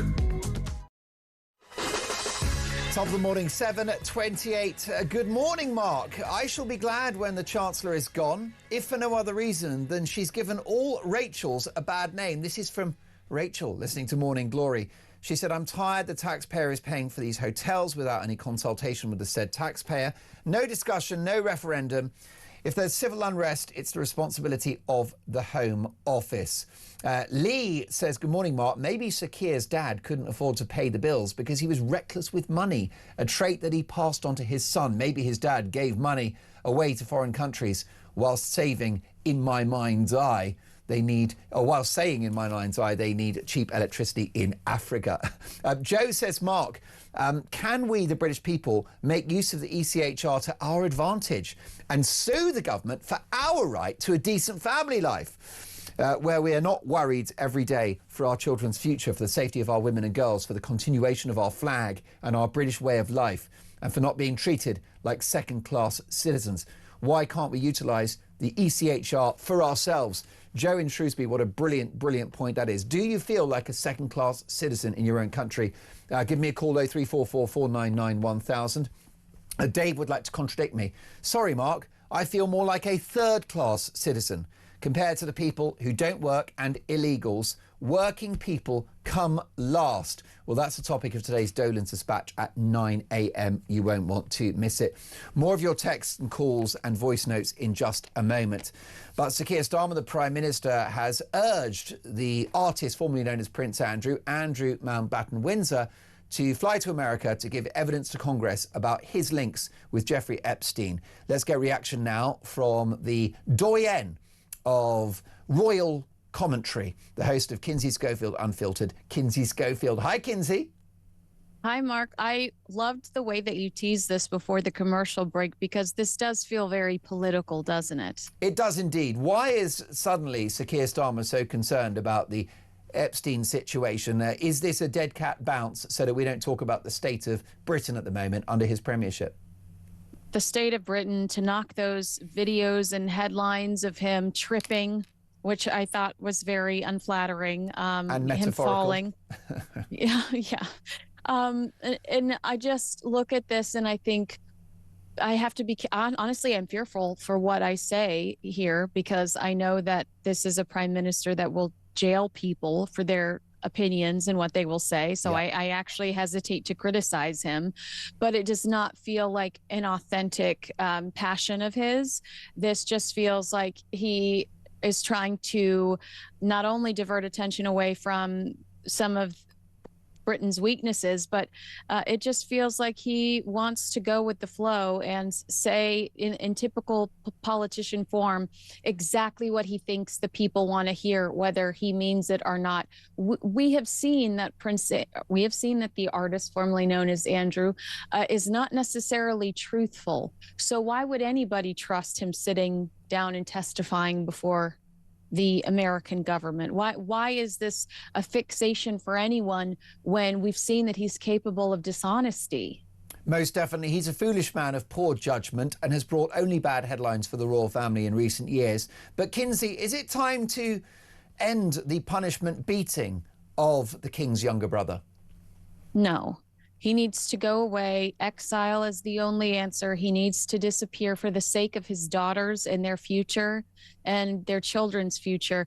The monarchy the monarchy looks weak with the amount of people that are dropping out. You know, we used to hear about King Charles talk about the slimmed down monarchy. Well, it happened, whether he wanted it to ultimately or not. We lost the Queen, we lost Prince Philip, we lost Harry and Meghan, and now we've lost Andrew. You know, for Prince William to have a stronger monarchy as a King William, it would be nice to have the support of Beatrice and Eugenie. But unfortunately, with Andrew's sins hovering and constantly being brought up, I think it jeopardizes their future within the fold and their ability to help out William when he needs it. When he did a garden party, I believe it was last year, he invited all of the cousins. And for a second, it was like a breath of fresh air because it looked like the royal family was strong. There were multiple people there representing them, and they were young and fun and beautiful. And I think that with Andrew poking around, we saw him recently at Windsor. I think he was getting ready to get on a horse.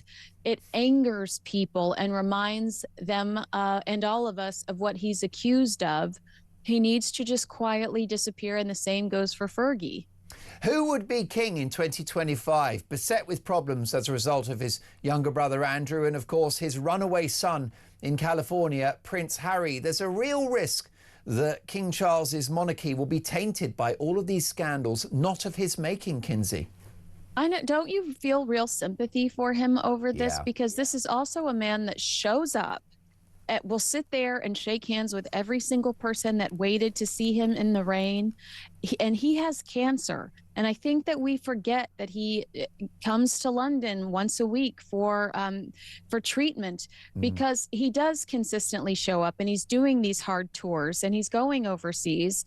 But we forget, because of that work ethic, that he's an ill man.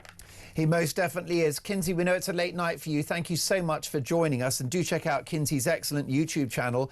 It is called Kinsey Schofield Unfiltered, with royal truth bombs aplenty. So much more to come. Donald Trump, is he selling out Ukraine with his latest peace deal? And what about the fact that the Conservatives are now predicted to win just 14 seats at the next election? I'll be putting all of that to the Conservatives' Shadow Defence Minister and the MP for Rayleigh and Wickford, Mark Francois, live in the studio. One of the kings of Brexit, next.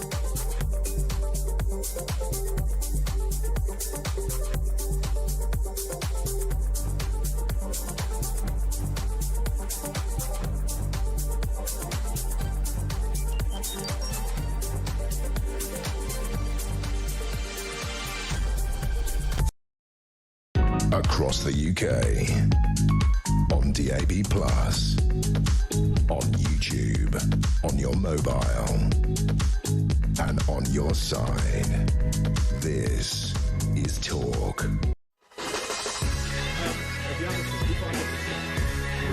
We're actually live. Do you know those are the dulcet tones of Mark Francois, who is such a political dynamo that even an ad break is not enough to stop him making a lot of interesting points, and he's going to join me in just a second. 7:37. This is Morning Glory. Mark Dolan with you until 10 a.m. At 9 a.m, it is Dolan's Dispatch with Rachel Rees planning a £15 billion welfare giveaway. The message is clear.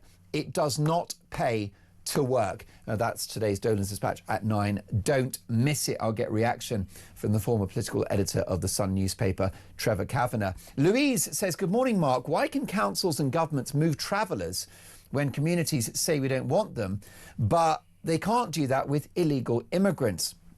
And how about this from an anonymous listener who, I've got to say, speaks for so many people, who says, good morning, Mark. I'm a higher rate taxpayer and I get taxed over £30,000 a year. Whilst I know it's quite a lot, that said, why should these freeloaders not pay tax? Even I am watching my spending. P.S. I also provide for a wife and kids and no benefits. I wish I could emigrate. That's so damning, isn't it?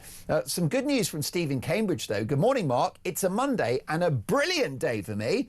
Managed to get a doctor's appointment this morning. What more can you ask, Steve? Miracles do happen.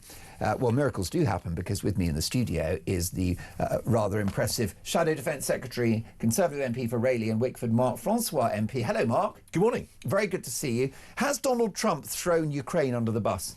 I hope not. I mean, the good news overnight is that the Americans and the Ukrainians who've been having talks in Geneva have now issued a joint statement saying that they're making good progress. The US Secretary of State, Marco Rubio, who understands the context of this, I think, very well, is in Geneva working with the Ukrainians. And I think it's important that, there is no decision about Ukraine without Ukraine. And the fact they are now talking directly to the US Secretary of State, I find encouraging. Most definitely. And actually, it could just be Trump's negotiating tactics whereby the first offer is a pretty hardcore, unforgivable one, and then you work backwards from there. Well, if you read The Art of the Deal, his famous book, that's kind of straight out of the playbook. I think what's really important here is Ukraine for several years has been defending what it calls the fortress belt. These are a number of heavily fortified towns in the Donbass. If they were to give those up, the military problem is behind those there's pretty much open countries all the way to the Dnieper River.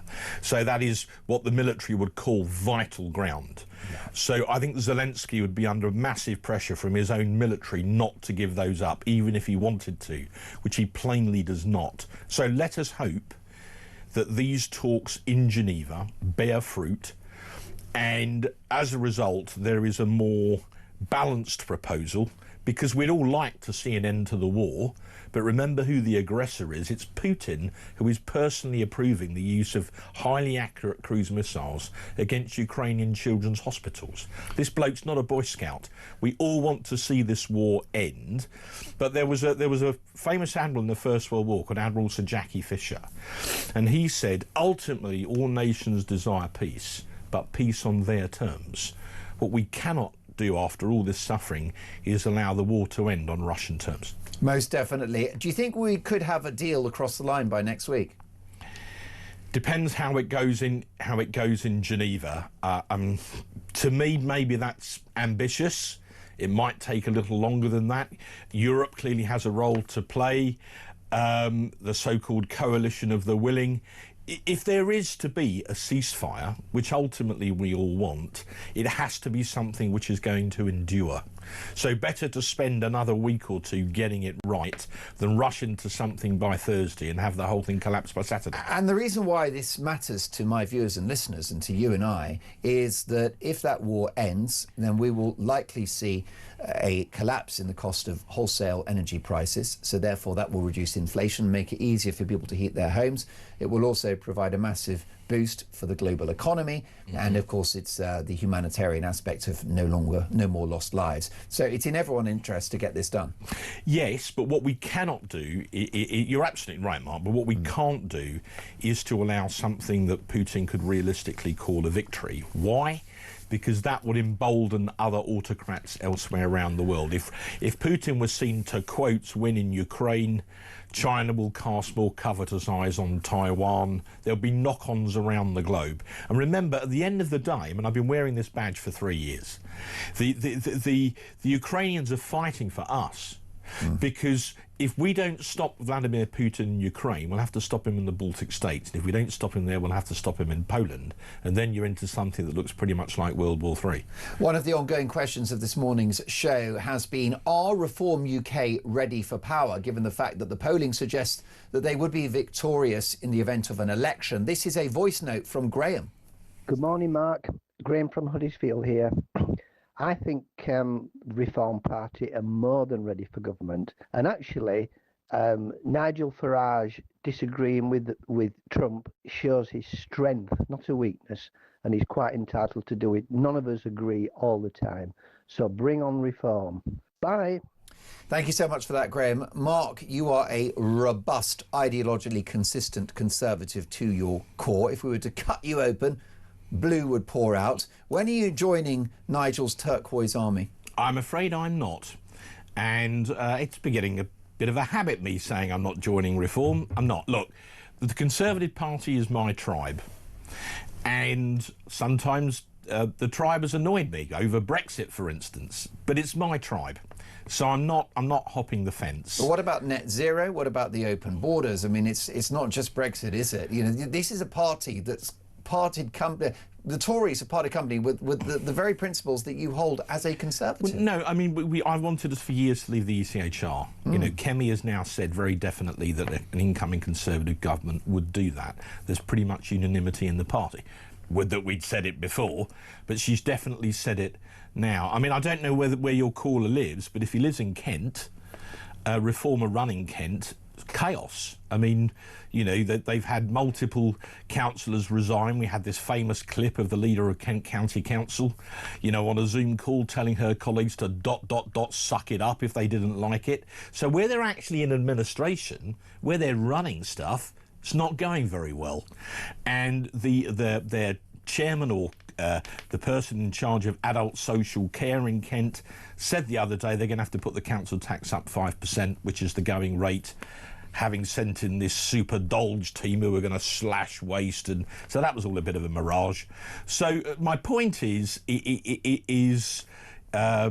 sometimes Reform look good on the outside, but when you put them in charge of something, they're starting to learn that this government lot's quite difficult. This is obviously a mess that they've inherited at a local level, and the same will happen if they win the next election, that I think it will take a year to 3 years before, you know, cuts to the cost of net zero, reducing the welfare budget, start to bear fruit. So, you know, this is what happens when you take over a mess. It's more painful at the beginning before things improve, as we saw in 1979 when Margaret Thatcher became Prime Minister. Things got worse before they got better. She had to tackle inflation, unemployment, and it was only by about the mid-80s that she really got the economy going. So what about that poll this weekend that suggests that the Tories will win just 13 or 14 seats at the next election? Well, I take nothing for granted. But in the run-up to the last general election, I remember being told repeatedly I was going to lose my seat to Reform. Well, I'm still here. So, I mean, I don't think we should take anything for granted, as I say, but I suspect that the election is still a long way away because, you know, Labour MPs, turkeys don't vote for Christmas. Whether or not Starmer will be there in 3.5 years' time, I think is another question, because Prime Minister's questions, when you look across the chamber, you've got what's called the gangway in the House of Commons. So you've got the green benches and there's a little sort of alleyway down the middle, right? We call it the gangway. Most of the Starmer loyalists tend to sit behind him. Once you cross the gangway, once you look at the other half of the Labour benches and at the back, he's lost the dressing room. Yeah. And if this budget on Wednesday is as appalling as everybody seems to think it's going to be, he's going to come under more pressure. You've had 2 Labour MPs go public in the last week, I think, saying he should resign. So I think Starmer's now really struggling. and I suspect Wednesday's budget's going to make it worse. So let's see what happens on the other side of the House of Commons in the next few weeks. When do you anticipate will be the date of the next general election? Could it be sooner rather than later, as predicted by Nigel Farage? Well, I can tell you, something very confidentially, just between you and me and your viewers. It'll be on a Thursday. Well, that's all we can say, isn't it? That's all we know. And what about your leader, Kemi Badenoch? I mean, she's not cutting through, is she? She's an intelligent person, a talented politician, but just not making headlines. I think she's growing into it. I saw Cameron grow into it. And by the way, sad news from David at the weekend, and we all very much hope he's going to be all right. That's right, battling prostate cancer. I understand he's got the all clear, which is great news. Oh, that's fantastic. I hadn't heard that. Oh, that's great. That's good. Well done, David. Yeah. Anyway, no, I think she's growing into it. She's getting more confident on a Wednesday.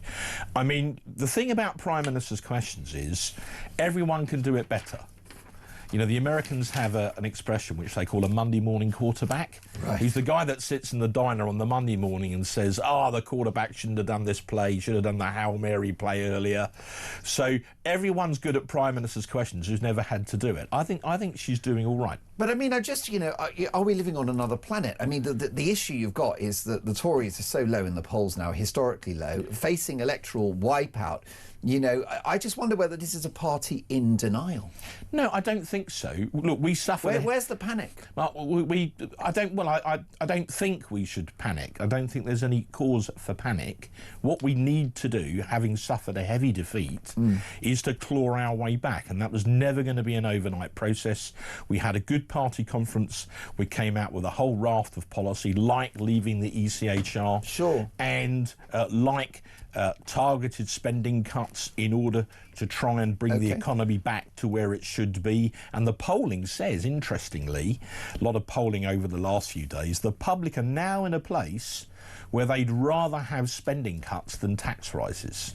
And I think that is understandable. I fear on Wednesday they're going to get tax rises instead. So we have a mission to claw our way back, and in some of the polls we've now been above Labour. So I'd like it to happen quicker, but I think we're beginning to turn the corner. Mark, what a delight to have you in the studio. And you've got a busy week ahead of you. Thank you for joining us on Morning Glory. Mark Francois is a Shadow Defence Minister, Conservative MP for Rayleigh and Wickford, and one of the founding fathers of Brexit. If Brexit had the, that sort of famous etched out faces in the mountain in America. What's that called again? Mount Rushmore. You'd be on the Brexit Mount Rushmore. My thanks to the marvellous Mark Francois. We've got a text here from Maggie in London. Good morning, Mark. The problem with Labour is they love a victim and dependence on the state. It helps to keep them in power. Have we got 10 years of this? Please, no thank you, says Maggie. And how about this? Tony says, I've just heard that Rachel from Accounts will give away another 15 billion in benefits. WTF, says Tony. Well, that's the topic of today's Dolan's Dispatch in an hour's time. My thanks to Mark Francois. With me now from College Green is the Shadow Business Secretary, Andrew Griffith MP. Good morning, Mr. Griffith.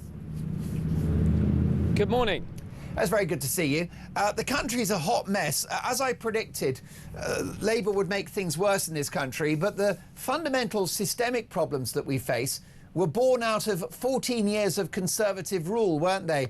Open borders, wokery in our public institutions, net zero, and the small matter of the largest tax burden since the Second World War. Well, look, we're certainly under new management and not a moment too soon. It's good to be back to good Conservative policies. I'm speaking later today to many businesses. This government is absolutely torching business. It's created a huge crisis of confidence. Its 330-page employment rights bill is a complete disaster for anyone trying to give a young person a job.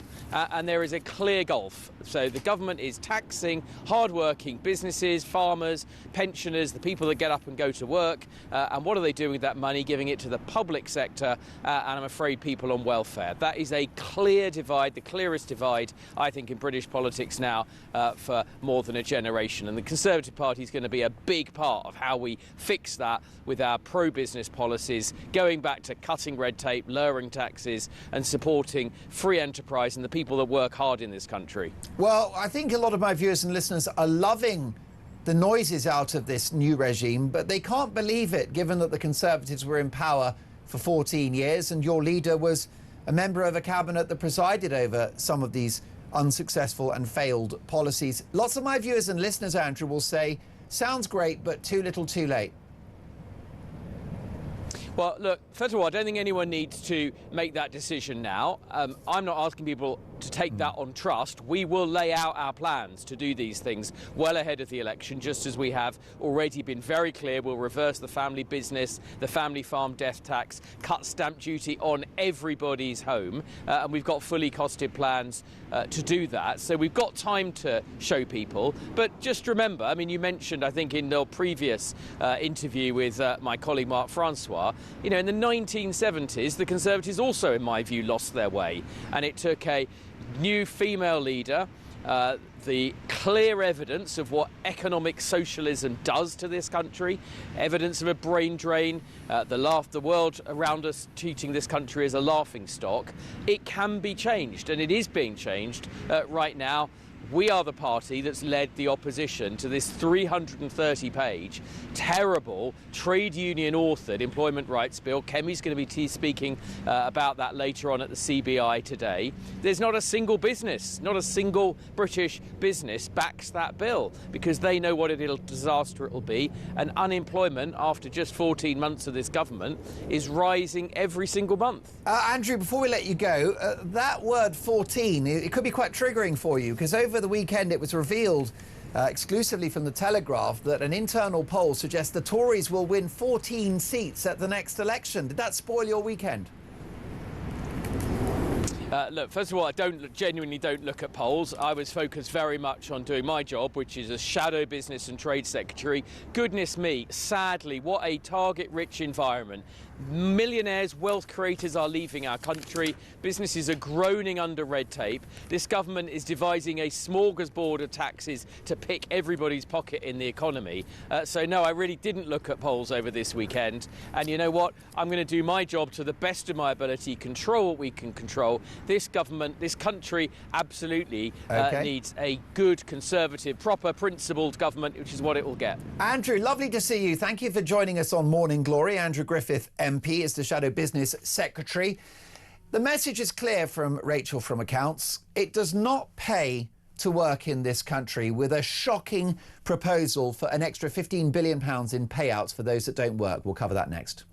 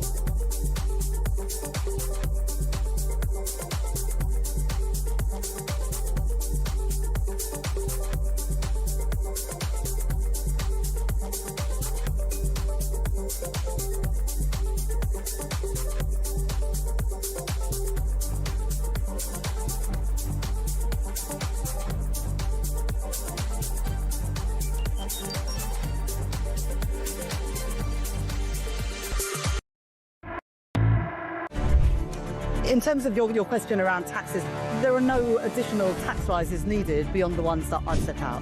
Don't need to increase taxes. I'm not coming back with more borrowing or more taxes. I will not increase your national insurance.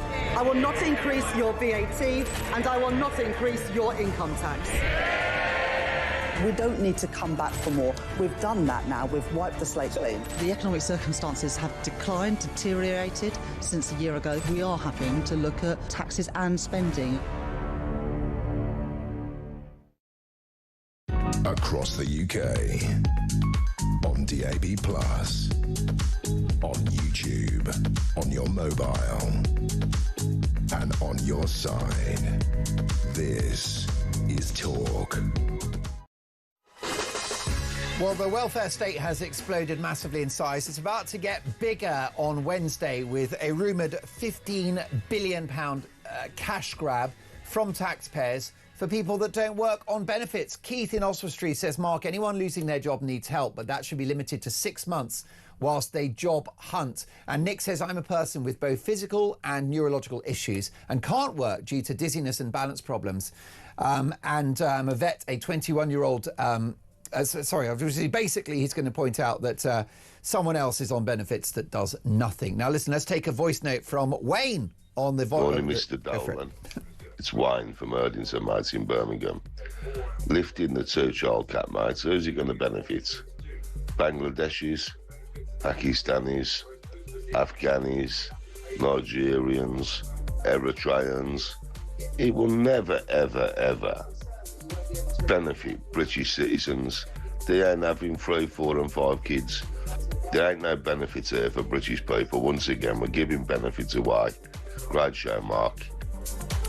Thank you very much, Wayne. This guy, he should do voiceovers, shouldn't he? What a lovely timbre he's got. He made good points. Do you feel like a second-class citizen in your own country? That's next.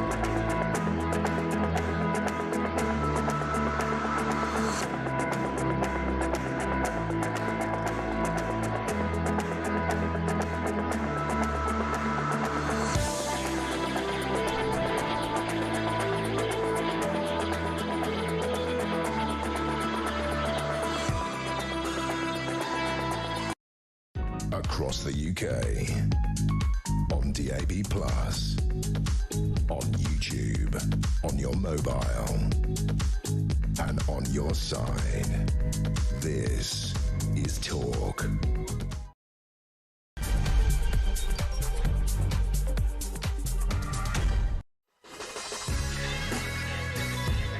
Coming up to 3 minutes past 8, top of the morning to you. Happy Monday, one and all, if you can say that whilst it's grey and drizzly outside. A big week to come. Of course, Rachel from Accounts is putting the finishing touches to her ruinous budget. Did you know that criticism of her is apparently sexist? That's right, according to Sir Keir Starmer, the Prime Minister. It's sexist to talk about high unemployment, about eye-wateringly high borrowing costs. It's sexist to talk about record levels of government debt, and the cost of which is higher than after Liz Truss's budget. Make it make sense. Meanwhile, fury as migrants in a military camp are given freebies like art classes, sports events and well-being sessions, all at your expense. What's that doing for your well-being? Meanwhile, those who cheated on their British citizenship tests are being allowed to try again. And, wait for this, a German drug dealer, a wicked man, a criminal, a man who brings harm to this country, avoids deportation because, wait for it, he doesn't speak German. Well, I speak English, and what I have to say about him is unbroadcastable. When will this madness end? Meanwhile, in the last 24 hours, 3,000 people protest in the small town of Crowborough in East Sussex following plans to accommodate 600 illegal immigrants at an army training camp. Public anger about this has reached a tipping point, and let's get reaction now at 4 minutes past 8 from Talk's international editor Isabel Oakeshott. Good morning, Isabel. Good morning. Well, you said, when will this stop? And I think that's the question everybody's asking. And let me answer it quite simply: no time soon, because this government just doesn't get it. I mean, I don't know why they don't get it, but they definitely don't get it. And this is going to go on. And, you know, I think if you were to look at the contracts that they're now advertising, you know, for everything to do with the whole migrant and illegal immigrant industry, you would see that they're planning for the long term. You know, we know this because of the contracts that are still being offered for the provision of hotel accommodation and houses of multiple occupancy, and indeed for the contracting out of channel rescue services. I think this is going to go on right up until the next election, where we can only hope and pray that a new lot come in and actually stop it all. Is this ideological, Isabel? Is it because the Labour Party deep down believe in open borders and have sympathy for people that have paid criminals to get across the channel? They see them as refugees. I think there's a lot of that, and we know that from Shabana Mahmood's, so-called hard as nails Shabana Mahmood's background. You know, we know that she was on the beaches of Lesbos some years ago, you know, wrapping refugees in warm blankets and, you know, talking about holding up refugees welcome sign. It wasn't a one-off. You know, she was talking only a few years ago about an amnesty for illegal immigrants. This is absolutely in the kind of Labour Party DNA. You know, they're activists, they're members, their whole identity is wrapped up in #BeKind, you know, and they think that #BeKind means allowing a never-ending flow of unidentified, undocumented males across the channel into our country, along with many others besides. We forget that there are huge numbers coming across still in the back of lorries, in cars, in all different forms of transport. And this is just something that they are fundamentally kind of relaxed about, which is puts them at odds with the rest of the population. Most definitely. And it's amazing how the left have abandoned working class communities in this country, given the fact that they, Isabel, are provably the people that suffer the consequences of illegal immigration, because it's small working class towns where these immigrants are dumped. What you have with 50 or 60 or 70,000 people crossing the channel every year illegally is further competition for precious state resources upon which working class people rely. And this is the population, ordinary people, that Labour have abandoned.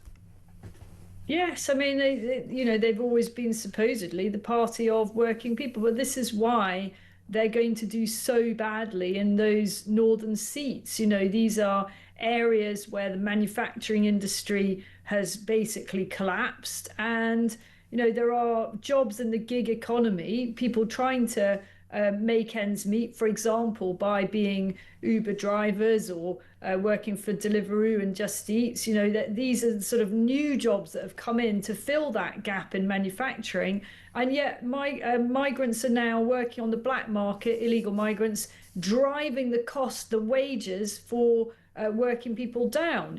I've seen this happening. We know it's happening. We know that illegal immigrants from asylum hotels are routinely illegally working in those sorts of roles, and they are prepared to do it for a lower price than British workers. Why? Because, well, hey, they don't have any overheads. They're living for free. So, it's all pocket money, isn't it?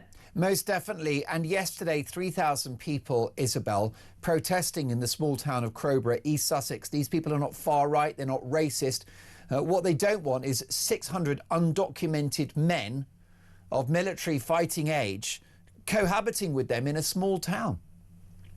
Well, I mean, who can blame them?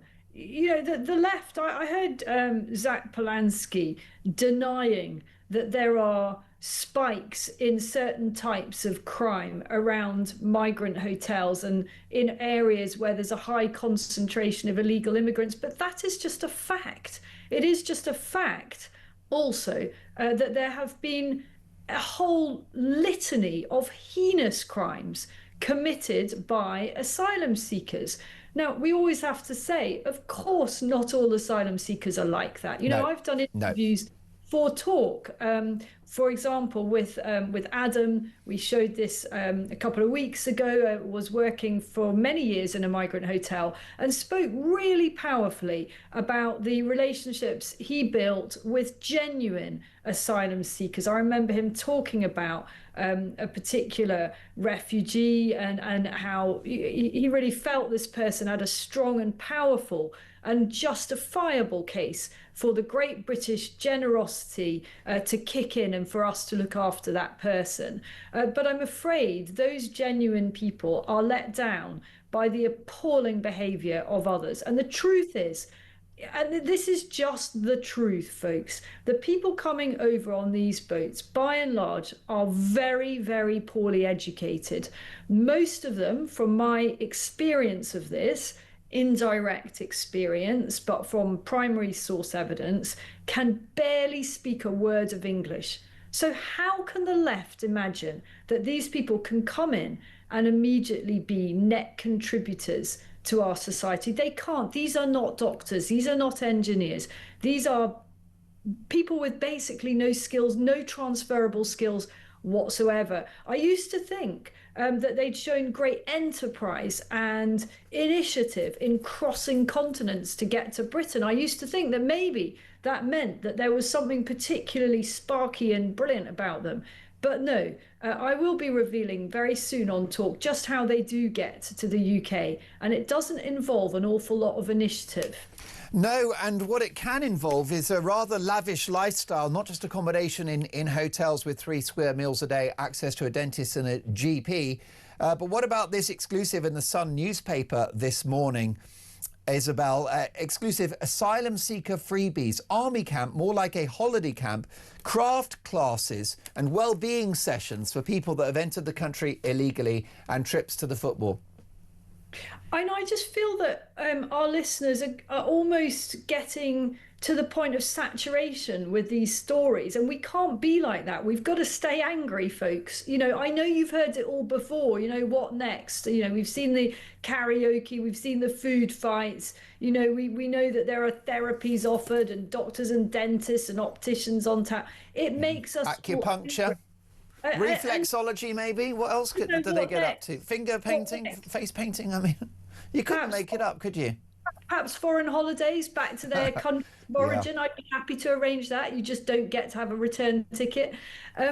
Folks, we have to keep up the pressure on the government for this, because I tell you, if we don't keep up the pressure, guaranteed this will go on. It won't just go on as well, it will actually grow, because this is an industry. It's a really thriving industry, and if you don't understand something, follow the money. There are a lot of companies in the UK and more widely who are doing very, very well out of this, and they are feeding off it, and that is scandalous. Yes, and the political and media establishment are ideologically on board with Britain's egregious open borders. I actually received a direct message from an account on X called Clown World YT. Now, I can't substantiate this, but a person has reached out to me saying that a Freedom of Information data request has revealed that Labour has spent £200,000 on vapes for migrants. Now, I can't back that up, but what I will say is it wouldn't be surprising, because that's the flavour of government policy since they got into power.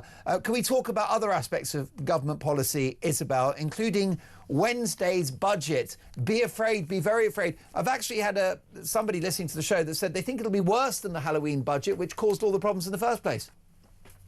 I mean, the sense of fearful anticipation about this budget is like nothing I've ever experienced before in however many years I've been a political journalist, and that in itself has had a really corrosive effect on the economy. I was looking at, as one leisurely does, looking at sort of property on the market in my local area in the Cotswolds, normally a very, very vibrant market, and there was just basically nothing.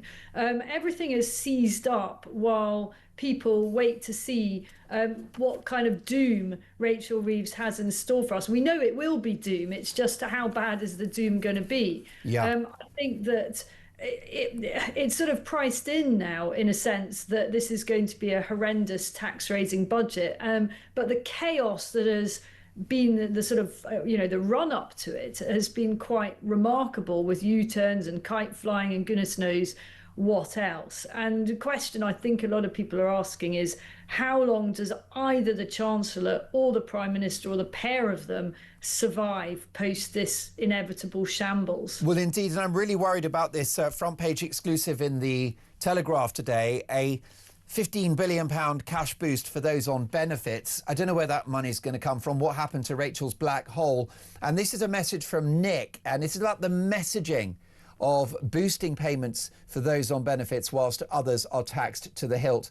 Nick says, "Good morning, Mark. I'm a person with both physical and neurological issues. I literally cannot work due to profound dizziness and balance problems. Yet, a 21-year-old guy that I did a house swap with says that his mental health is bad and spends his benefits by sitting outside and smoking drugs. It's a joke. Benefits are people who genuinely need it and not lazy sods." At some point, that was Nick. Nick, at some point, we're going to have to recalibrate what it is the state is there for, aren't we, Isabel? Oh, 100%. I mean, there's a scandalous story in the Telegraph today about a scheme called Access to Work scheme, which is doling out hundreds of millions of pounds to people with any kind of disabilities or mental health problems. You don't even need a diagnosis. It actually, I've looked at the detail of this scheme this morning on the government website. It actually says you do not need a diagnosis in order to apply for this thing. And this is basically kind of free toys from the government in order to make your work life easier, whether it's certain kind of bits of IT kit or smart watches. I mean, just astonishing.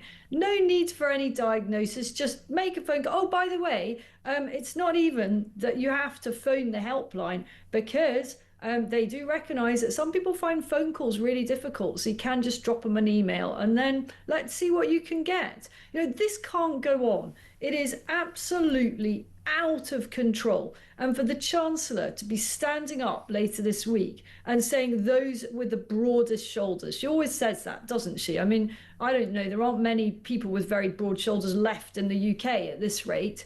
Those with the broadest shoulders have to be clobbered yet again, whilst those who just abuse the system continue to get away with it. I think people are going to be mutinous after this. Well, I think that a future administration, potentially Reform UK, who knows, let's hope they're ready for power. Some of my viewers have their doubts, but whoever gets in can essentially unearth all of this waste, all this profligacy, because in my view, large swathes of the welfare state now, Isabel, are a fraud on the British taxpayer. That's what it is. It is fraud, it is stealing, and it is theft. It's so bad. Let's get to it. I've got a few things that I want to float around with you.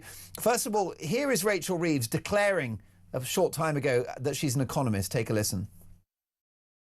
Well, I'm an economist. I studied economics. I got a master's in economics from the London School of Economics, and I worked as an economist at the Bank of England.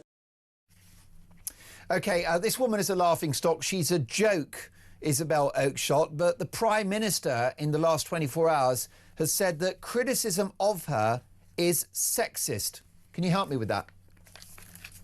Yeah, I can. It isn't. Criticism of her is not based on her gender. It's based on her incompetence, and to bring gender into it. I mean, she's the one that has put her gender at the heart of this by making a big fuss about, you know, being the first female chancellor. Well, that's great. You know, I think that is it is a landmark, but I'm not sure that she had to be replacing all those paintings. Do you remember that story about replacing the pictures in the Treasury or in her office, number 11, with loads of pictures of women, just making a whole big song and a dance of it? So she ripped out the urinals as well, which I think is taking the pee.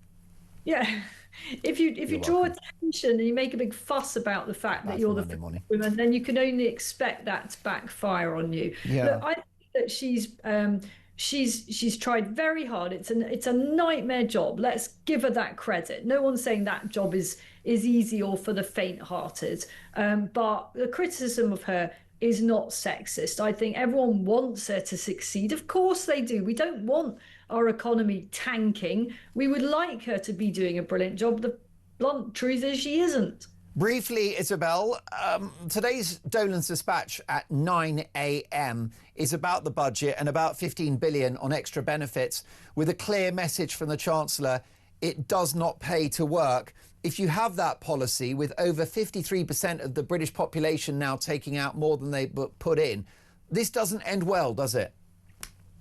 It doesn't. And I mean, I don't know what end means, but the process of this just gradual, well, even actually quite rapid decline is going to be a very uncomfortable one for everybody. Well, it's going to be how it ends. It's going to be, isn't it, Isabel? Bankruptcy. It's going to be Greece on acid.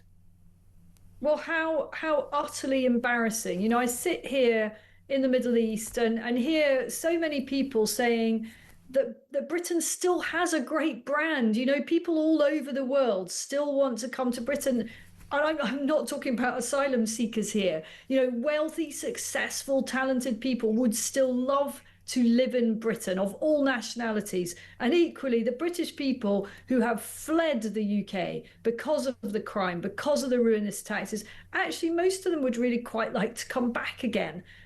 But at the moment, there is just no reason to do that for anybody who has the ability to be elsewhere, because it's such a basket case. Fantastic to see you on this Monday morning, Isabel, dropping plenty of truth bombs. Isabel Oakeshott is Talk's international editor. Do you feel like a third-rate citizen? 03444991000. Text the word talk in your message to 87222. Damien does. Here's a voice note. Good morning, Mark. Great show. First time voice noter into the show, or one of yours anyway. I'm Damien, Milton Keynes, talking about British people feeling like a second-rate citizen. Not only that, I'm a white, British, Jewish-born male. We feel like third-class citizens, fourth-class citizens, being pushed from pillar to post and chastised being British. It's horrible at the moment. And last night there was a demonstration outside a London Jewish synagogue by pro-Palestinian Islamic extremists and Muslims. Yet that goes unnoticed, barely anyone talks about it, and it just gets brushed under the carpet by two-tier policing. So talking about two second-rate citizens as a British person, try being a British Jew. It's horrendous. Great show as always. Thanks a lot, guys. Keep up the good work. Damien, a devastating and important voice note. Thank you so much for that. We're talking about second-class citizen. Damien feels like a third, fourth, fifth-class citizen as a white British man who dares also to be Jewish in this horrific anti-Semitic climate. And let me be clear that Jewish people always have been and always will be the canary in the coal mine of a free society. A shocking but important message. Thank you for that. Keep those voice notes coming. Aren't they fantastic? The texts as well. Good morning, Mark. How about this from Kevin in East Sussex? As Keir Starmer is often abroad, what happens to the weekly meeting with the King? He's simply not here to do his job. Who knows whether Reform are ready to govern, says Dan in Kent. But let's face it, it can't get any worse. I will say, though, that being a trucker in the southeast, the potholes are being certainly addressed at long last. Interesting stuff. Thank you for that, Dan. Well, let's talk about Reform next. Will Nigel Farage stop the boats?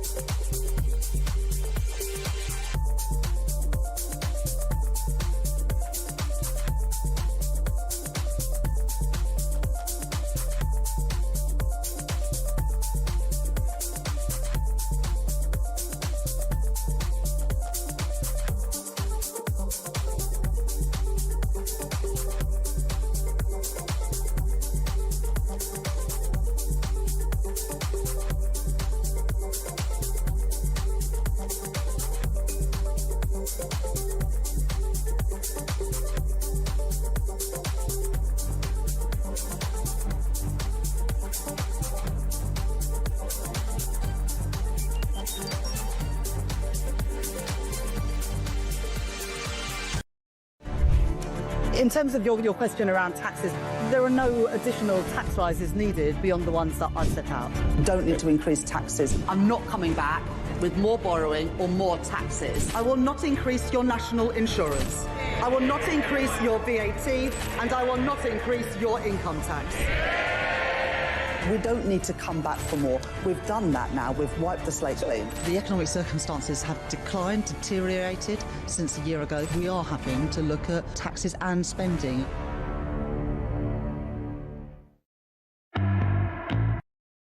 Across the UK, on DAB+, on YouTube, on your mobile, and on your side. This is Talk. It is 26 minutes past 8. Lovely to have your company, Mark Dolan, on Morning Glory. Keir Starmer has been talking about what's in his mind's eye, right? That's waffle. That means that he doesn't know what he's saying. He's out of his depth. He knows it's over. Forget it, right? The fat lady hasn't just sung. She's in a cab on her way home. And many of you agree with that. So Paul says, Mark, you're asking what's in my mind's eye. Well, in my mind's eye, more taxation, higher bills and less disposable income. Those who don't work will be laughing as the working cash cow is milked dry. Paul in Stoke. Paul, that is absolutely right. Let me tell you, it's the topic of today's Dolan's Dispatch at 9 o'clock. You won't want to miss it. It's pretty unapologetic. It might get me cancelled. Good. I actually hope it gets me cancelled. Let's get this voice note from Daniel, because it's a very important question he poses. Good morning, Mark. It's Daniel here from Epsom. Here's a question. Illegal mass immigration from the third world that we're getting every day. If it's clear and obvious that the majority of British people don't want it and have never wanted it, and it's even clearer that even MPs on the left say they want it, but they don't want it near them, surely if no one really actually wants it, why are we getting this mass immigration from the third world illegally every day? Why are they not stopping it? They work for us. The majority of Britons don't want it. Why are we getting it every day? It's ruining Britain. Stop it. Daniel, it's a brilliant question that you've asked. Let's put it to a man who likely has the answer. The former head of UK Border Force, Tony Smith. Good morning, Tony. Welcome to Morning Glory. Morning, Mark. It's amazing, isn't it? Multiple administrations have presided over this crisis. The public are furious. It's a vote loser, not a vote winner. Why is it still happening?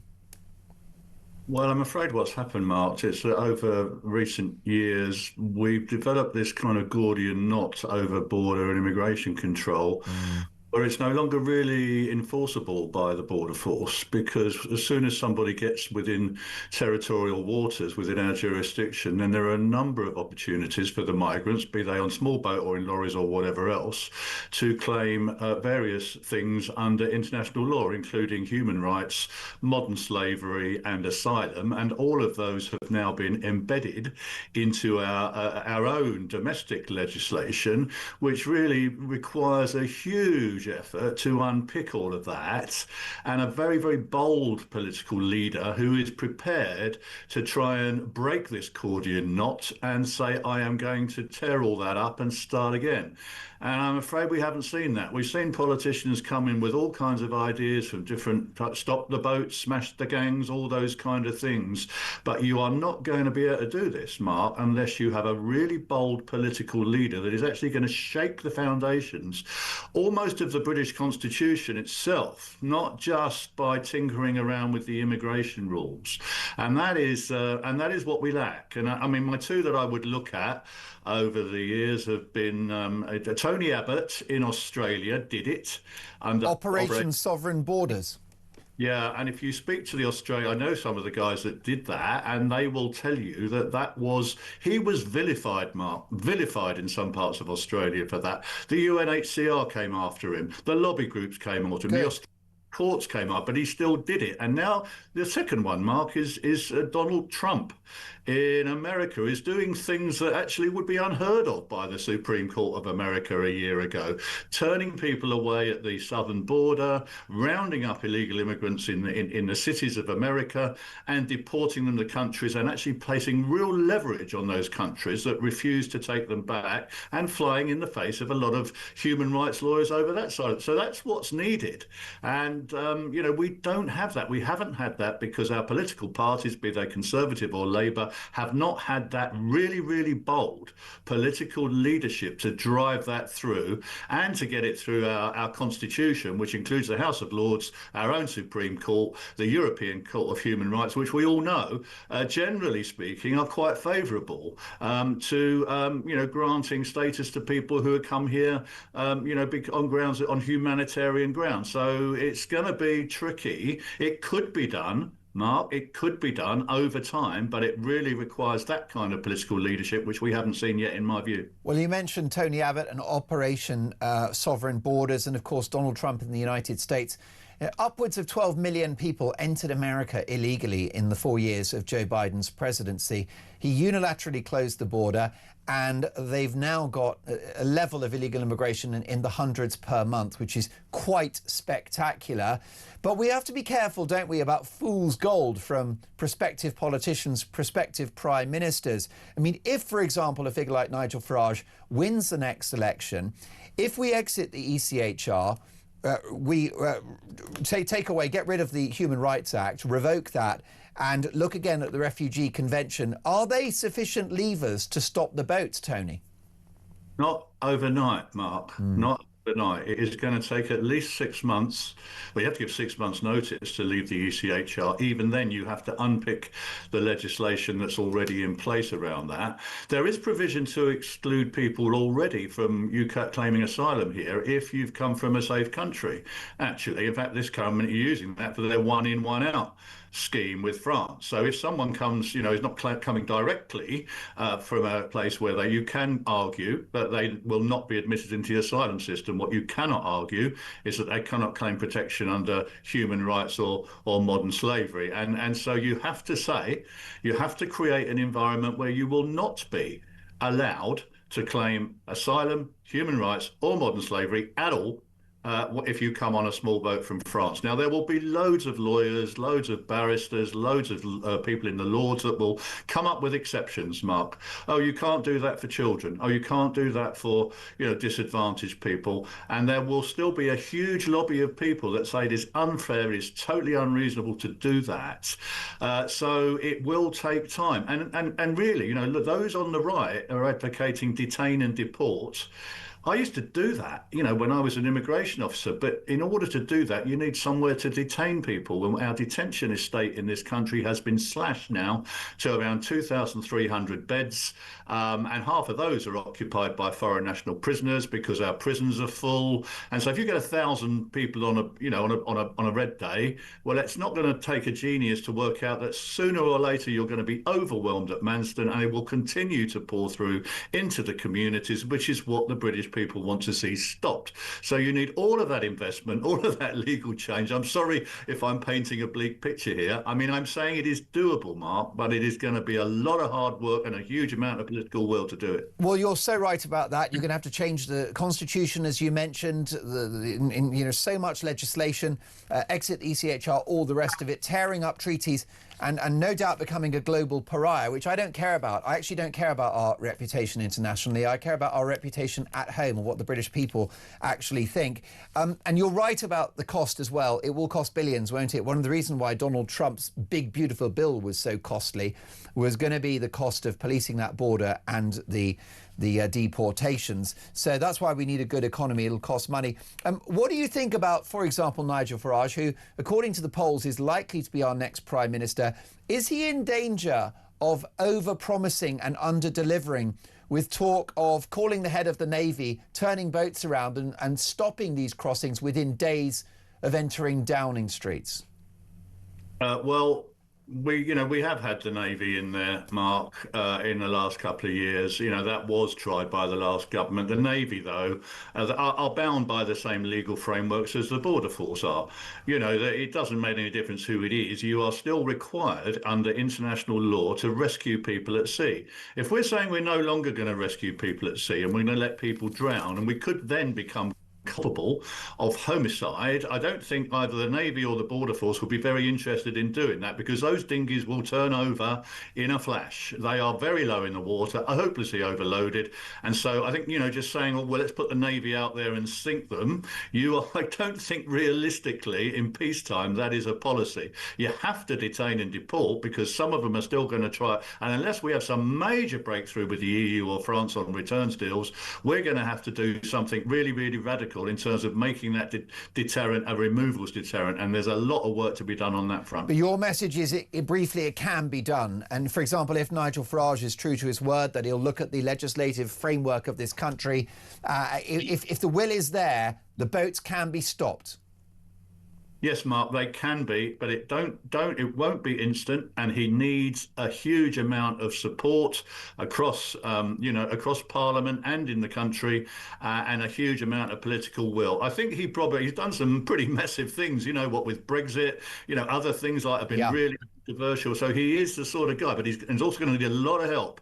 A lot of people around him who know their onions, lawyers, policymakers, experts, which you might not find right now, Mark, in the heart of Whitehall, who are going to have to come in and help him do it. So yes, it is doable, but it's a bit of a mountain to climb, I'm afraid. And a Sun newspaper exclusive, Tony, before I let you go. Furious migrants in a military camp are given freebies like art classes, sports events and well-being sessions.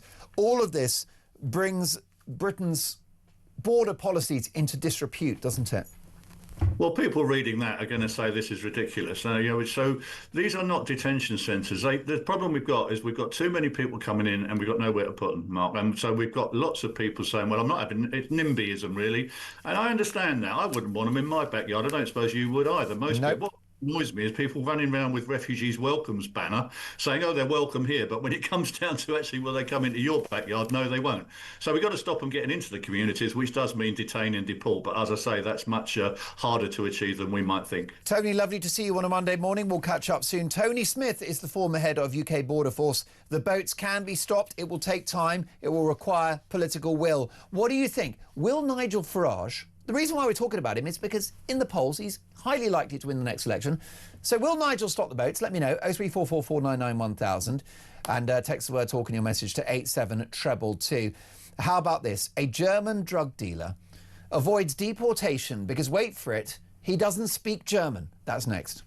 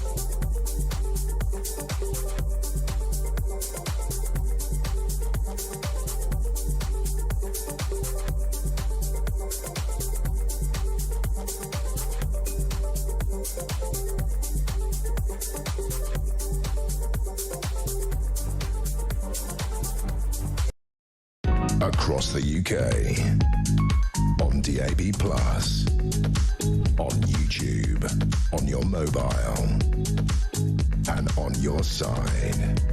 This is Talk. 8:41, this is Morning Glory. Mark Dolan with you until 10 o'clock at 9 a.m. The message is clear from Rachel from Accounts. It does not pay to work, as it's revealed in the Telegraph that the Chancellor is planning a £15 billion cash splurge on benefit payments. We'll get to that in today's Dolan's Dispatch. Don't miss it at 9 a.m. Apparently, though, it's sexist to criticise the Chancellor. That's right, it's sexist to say that unemployment's going up, that inflation has gone up. that the cost of government borrowing is higher than after Liz Truss's budget. Well, Sarah says, good morning, Mark. If Starmer calls people sexist, if you have a go at Rachel Reeves, then he must be sexist as he constantly has a go at Liz Truss. It's a very, very good point. Hi, Mark, says another Sarah in Morden. The ECHR is an excuse regarding immigration. It can be stopped even with us in the ECHR. Otherwise, how can Greece stop the boats en route and round them up in cages if they do arrive? Labour want them here. It's the only thing that makes sense. And how about this from a unnamed... Oh, it's Stuart. Good morning. I'm watching you on YouTube this morning, and it's freezing here in Italy. If we do get a strong man like Nigel Farage and Reform actually doing what the people want for a change and stopping the immigration and deporting them, then we know he's going to be attacked by every woke lefty in Britain and the EU. So he's got to be ruthless. Nothing else will work. Bear says, good morning, Mark. As a bus driver, I was told by an immigrant who was staying in a hotel, a 4-star hotel, who just walked onto the bus, that he didn't have to pay because everything in this country is free.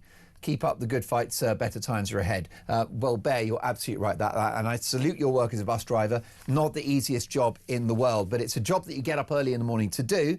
You pay your taxes, which are going to, wait for it, how about this? Freebies like art classes, sports events and well-being sessions.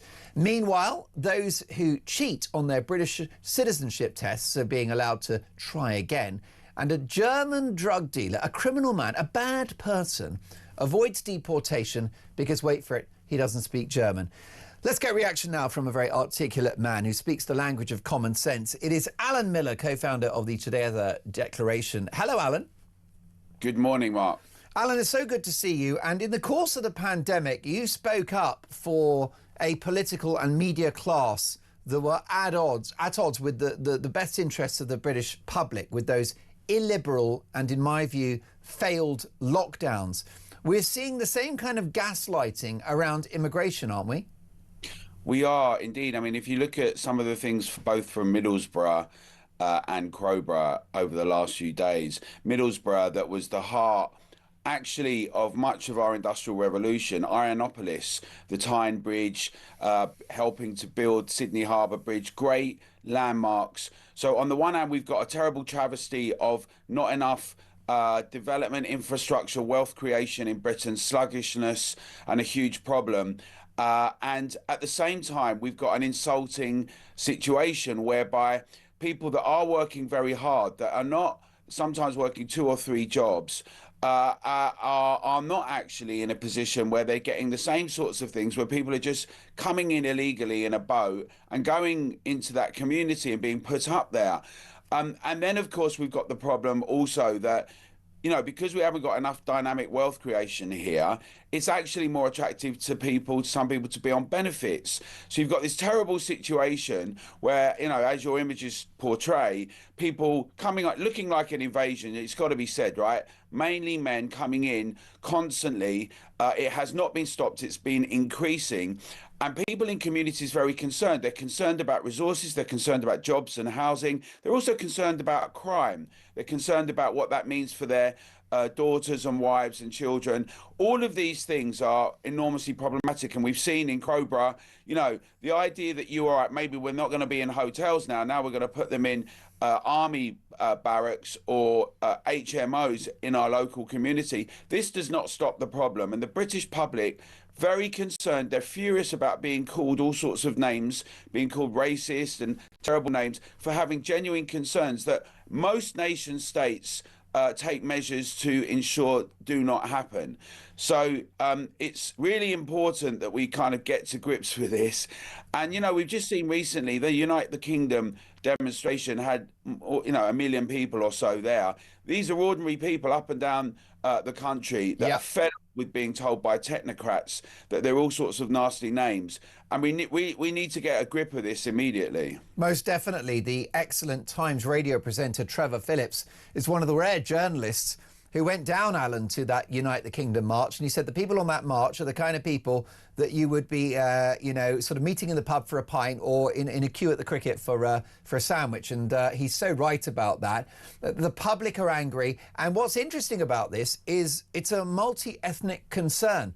The people of all backgrounds in this country are unhappy with illegal immigration, and they're unhappy with legal net migration of 1 million a year. It is not just Indigenous white people, it's many communities in this country who have had enough.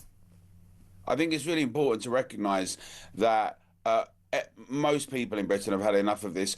You know, many of the people that came from the Commonwealth during the 50s and the 60s, they were also, there's a big distinction. They were very committed to a set of principles and values and the ideas of Britain, and integrating in Britain, and a commitment to the virtues of the principles of the nation. And at the time, the people who were running Britain were much more committed to those principles and values as well.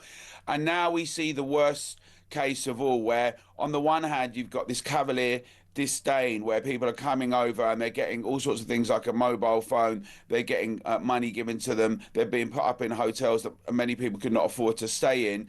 And at the same time, there's a kind of contempt and a disdain largely for the very values and principles that many think we still need to defend and uphold, those values of, you know, democracy and freedom and privacy, all of those things that are really essential. So this is why the nation's so furious about it. We do have to have, it's not just binary. We absolutely need to get to grips with infrastructure, investment, being efficient, allowing zombie companies to fail, having a new industrial revolution, a new renaissance. However, we must secure borders, right? You cannot have democracy without a nation state, without borders. It's not possible. And that's why people who say, well, why are you making such a fuss, this discussion about, well, it's part of a principle that you, in order to have control over your decision making and to have freedom, you must have borders that you can uphold and defend. And that's as true for the economy as it is for culture. And it's really essential that we can get to grips with this now. And your previous guest was very good. I think conversations about what the Navy can do, but also a political will and commitment, that a bit like what happened in America, where Donald Trump came in and said, you know, I don't really care about the legal ramifications. I don't care about these globalist impositions. I've got a mandate now from the public, and this is what we're going to do. And we really need to address this very, very quickly. Talking so much sense on a Monday morning. Alan Miller for Prime Minister, frankly. Alan, lovely to see you again. You were a hero during the pandemic, calling out the madness of lockdowns, which did not stop COVID.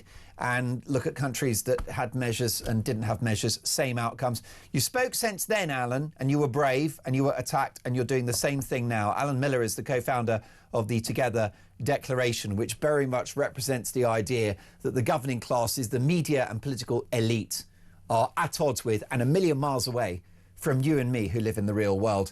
How about this from John in Poole? Good morning, Mark. I think some decent TV outlets should come up with a new show, not called I'm a Celebrity, Get Me Out of Here, but called I'm a Brit, Get Me Out of Here, where the winner can get out of this country to a decent country of their choice. I think they would have millions of applications. Darren says, good morning, Mark. Darren in Cornwall here. My son and his family were made homeless by their landlord. To get help from the council, they've been told to split up. They'll house his girlfriend and child, but him being classed as a single man, it means he has to fend for himself. What a joke this country is, says Darren. All I see is single men coming on boats straight into a hotel, but they're willing to split up a family and make my son homeless. How is this fair? And Tommy says, good morning, Mark. There's only two groups of people that scrapping the two-child tax scheme will benefit. Migrants who seem to breed like rabbits, and junkies who can't look after their kids. British people do not want to bring kids into this hellhole. And finally, Chris says, Mark, please don't call them migrants. They're illegals and are criminals. They're criminals breaking into the country. Keep those messages coming. Whatever you think, we'll put it on the radio and on TV. Next up, Angela Rayner on manoeuvres. Is the Ginger Growler headed for number 10?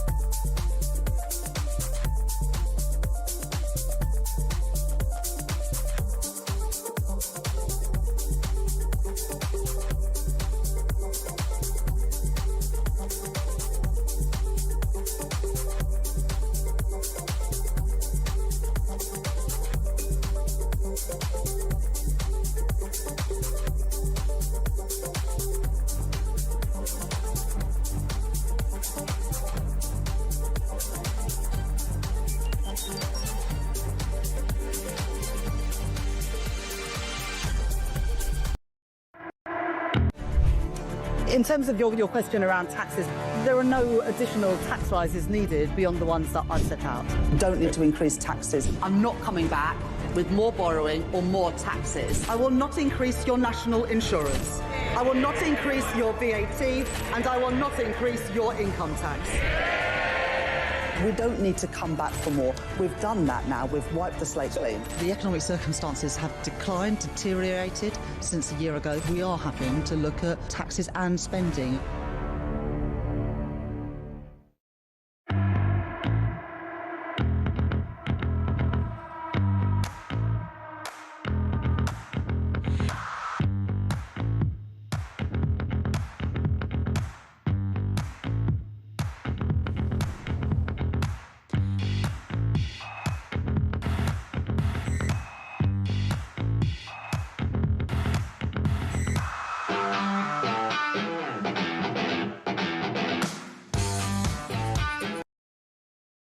Across the UK, on DAB+, on YouTube, on your mobile, and on your side.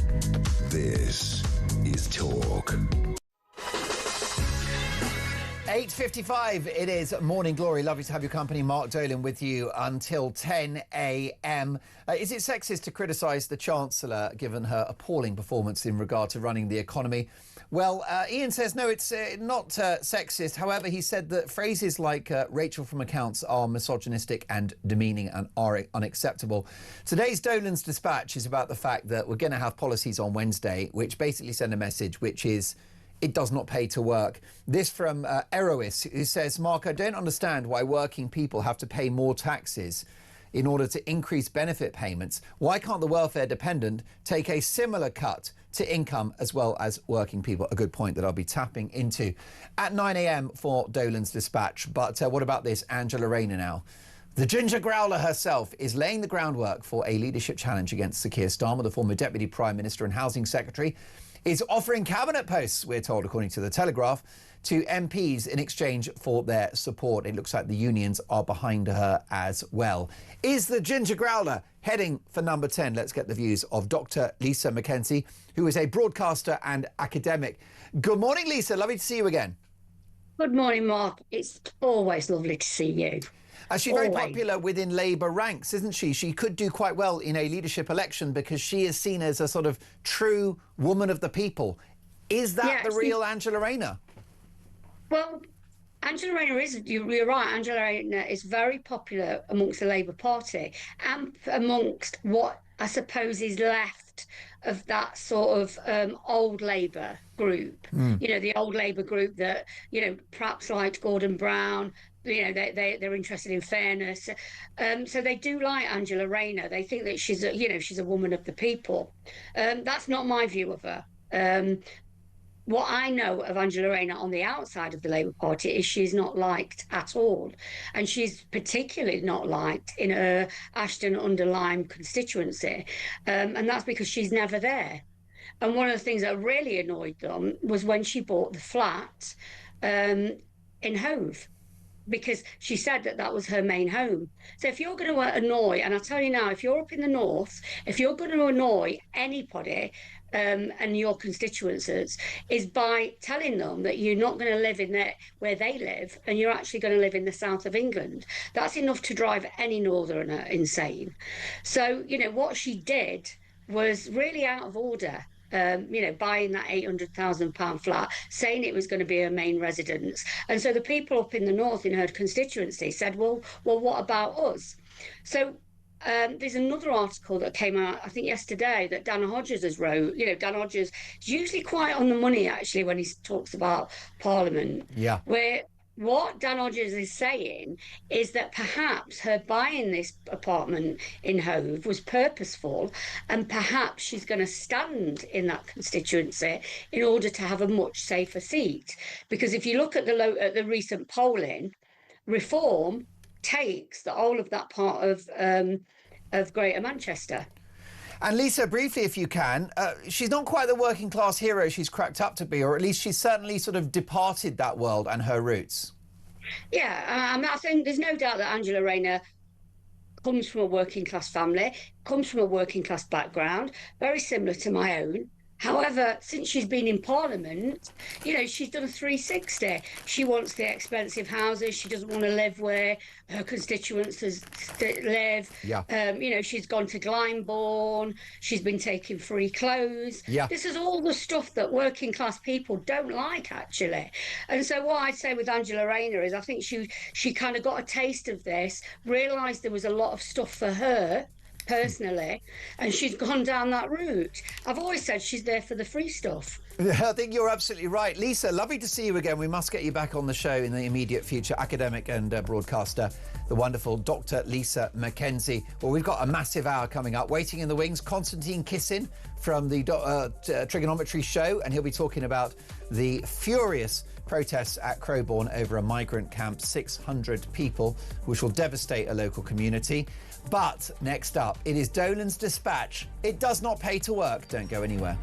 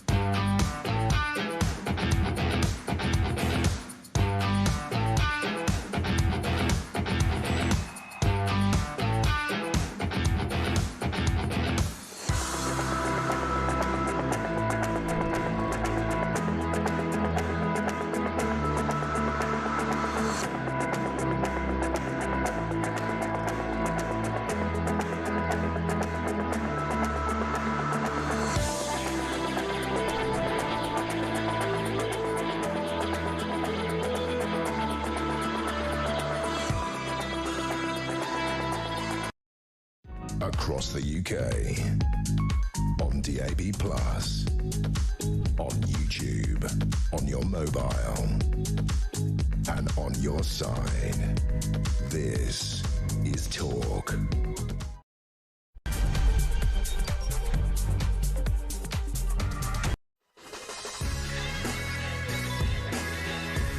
Coming up to 3 minutes past 9. Lovely to have your company. Happy Monday, one and all. I'm Mark Dolan. This is Morning Glory. A big hour to come. Fury as migrants in a military camp are given freebies like art classes, sports events and well-being sessions, whilst others who cheat on their British citizenship tests are being allowed to try again. Try as many times as you like until you get into the country. And what about this? A German drug dealer avoids deportation because, wait for it, he doesn't speak German. When will this madness end? Well, I'll get reaction from the host of a massive show online, Trigonometry. Konstantin Kissin is with us shortly, because Konstantin was at the protest yesterday. 3,000 people protesting in the small town of Crowborough in East Sussex following plans to accommodate 600 illegal immigrants at an army training camp. He's got footage, he's got the inside story. Spectacular stuff. And what about this, folks? A Christian preacher is arrested for saying "God bless you" at a protest march. You couldn't make it up. My priority for the next hour is to get your opinions on the national television and radio airwaves. So what I'd like you to do is give me a call 0344 499 1000. Text the word "talk" in your message to 87222. Do you feel like a second-class citizen in your own country? Let me know. And waiting in the wings, reacting to the big stories of the day, none other than the former political editor of the Sun newspaper, Trevor Kavanagh. A big hour to come. As the saying goes, keep it talk. And we kick off this hour with Dolan's dispatch. Seriously, though, why do you get up early in the morning, put a shift in, take a second job, give the boss an extra hour in the office? Why do you bother taking that overtime, skipping that holiday? Why do you bother taking out that loan or mortgage on your home to start a new enterprise? Why should you work hard, make your contribution to society, run your finances very carefully to the last penny? Why should you live within your means when this wretched socialist government will not do the same?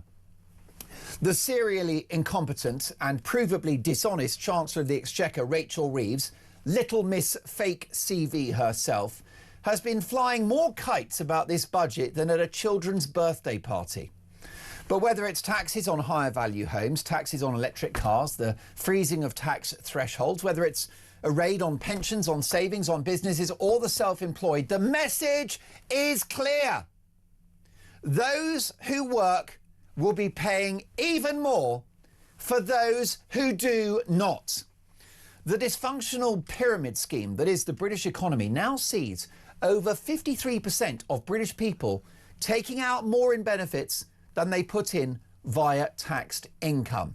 Now, that is more than half taking more than they give. Now, I'm no Carol Vorderman, but I would suggest that the mathematics of that don't add up, which is why I'm horrified but not surprised to bring you the news today. If you're just joining us, breaking, courtesy of an exclusive from the Daily Telegraph, just as you're waking up, that Rachel Reeves is going to splash the cash, a brand new £15 billion welfare giveaway.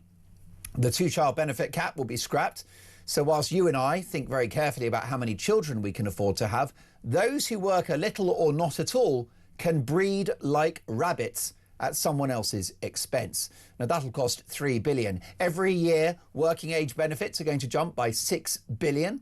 Efforts to scrap the highly exploited PIP disability benefits scheme failed thanks to Labour's ruinous backbenchers. So that gravy train's going to carry on at a cost of $5 billion. Money, money, money. And many of these people, by the way, the people on benefits that Rachel Reeves is so fond of, they will be sat at home with stress. Apparently, that's right, they've got terrible stress. That's a disability now, finding life difficult, whilst you face real stress at work, with more being asked of you for less money by your bosses, and the stress that you have when you get home and those bills that don't go away. Now, this project to reward the feckless and lazy will be further bankrolled by the freezing of income tax thresholds, which will pull a further 9 million working people into the higher rate of tax in the course of this Parliament. The message is clear, folks. Wealth creators who provide the lion's share of tax receipts and who start businesses, create jobs and invest, they'll be punished. But it's not just them. It's not just people at the top end. Anybody that goes out to work, anyone that thinks it's wrong to take benefits if you don't have to, will be clobbered by this Chancellor, who, by the way, you're not allowed to criticise Because that's sexist. Who knew? Sorry, I didn't get the memo. So why bother going to work at all? You'd be better off sat on your jacksie at home, okay, watching telly all day, scoffing ready meals and just enjoying a very comfortable life. Labour said it was going to be the party of working people. It is anything but. It is the party of those who don't. 0344 499 1000. Your reaction, are you comfortable going to work and paying higher taxes in order to bankroll the lazy and the feckless? Now, don't get me wrong. We have a welfare state. I've got viewers and listeners who are very poorly, who can't work. OK? Crippling back pain, sight problems, deafness, serious psychiatric disorders, bipolar, OK? Real illnesses, real conditions. That's why we pay our taxes, to look after those people. But anyone that can work should, but not under this egregious Labour government. Let's get reaction from quite literally my favourite journalist, an icon of Fleet Street, the former political editor of the Sun newspaper, Trevor Kavanagh. Trevor, welcome to Morning Glory. Good to see you again. The messaging from this budget is a horror show, isn't it? It doesn't pay to work.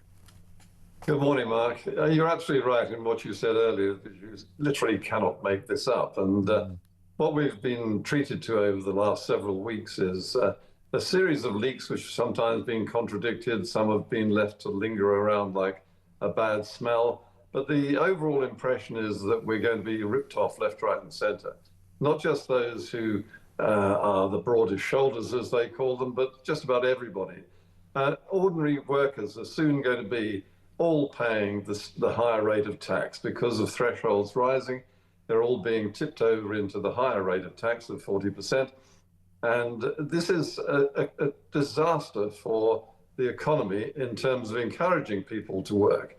You were talking there about the number of people who aren't working because it's, well, hard work. And this is going to grow with the amount of money that's being poured into welfare benefits for those who do sit at home, and less money for those who actually do go out and graft. And notwithstanding the notorious, the infamous winter of discontent in the winter of 1978, the other reason why Mrs. Thatcher, of course, a Prime Minister upon who you reported on a daily basis at The Sun, Trevor, was also swept to power on the back of public anger at that time about how people that went to work felt like they were on the same kind of income as those who didn't. The welfare state was out of control in the 70s. And here we are again with a government that will do nothing about it. Yes, and very fortunately at the time, Margaret Thatcher was there with carefully prepared plans to put things right if she was elected, which she was, as you say, in 1979. What I worry about today is that we have a ramshackle system of political parties, none of which have clearly defined, clearly defined objectives and goals. When she came into office, Margaret Thatcher had chapter and verse. She had bills actually written and prepared, ready to put on the desks of civil servants and say to them, do this. And within days or weeks or months, those plans were actually in legislation, in law. And it was that sort of preparation that made you feel that they knew what they were doing. There was a group of people, at least a dozen people, who were intellectually respectable. And I'm not sure that we see that today, certainly not in this government. I mean, this government's a write-off now. We're just waiting for it to die a death, but they can do a lot more harm between now and the time they're finally kicked out. The big problem is who is going to take over and who is going to do what Margaret Thatcher did in 1979. And I suppose we shouldn't demonise Rachel Reeves too much because her replacement will be more of the same. Well, I think probably we could find that if we get rid of Keir Starmer and Rachel Reeves, that we end up wishing we hadn't. That's an appalling situation, but it's possible because some of those candidates running for the jobs that they will be removed from are more scary than the incumbents at the moment. So, yes, she's landed with a party which isn't a party in all respects, which is that it's a coalition of loony left, green zealots, and a few moderates and Blairites. But basically, it's not a coherent party, and therefore it's not possible to be ruled as a party. It has no discipline. The whips cannot tell people how to vote. And so whatever she comes up with in this budget is going to be a sellout to those with the loudest voices, including those who, for cultural or religious reasons, do not believe in contraception. And so that's why the two-child benefit cap is being lifted. We'll see more money for welfare simply because the left is screaming for help to help people who they claim cannot work, but who could. So she's a hostage. She's not a chancellor. Is there any hope that a degree of self-preservation can kick in instinctively for this Prime Minister and this political party, this governing party? It's not complicated, is it, Trevor? Where possible, you try to reduce taxes because that will produce economic growth. That's national income, which will tackle the debt and support public services. That's how it's paid for. Scrap net zero because that will bring down energy prices and the egregious cost of the green so-called revolution, and stop the boats. It's not complicated what is required for this country. Is there any hope in the next 2 to 3 years that this government will do it? Well, in the past, we've had governments which float or fly kites before a budget. And then what we discover is that, in fact, they've been nesting an egg, which actually is going to be good news for the voters. And there's a tax cut or some little goodie in the bag. I cannot see this being possible this time. I mean, what might totally startle and make us happy would be if she came out and stole Kemi Badenoch's plan to scrap stamp duty. Well, she might wish to do that, but she hasn't got the money. She needs to take money, not to give it away.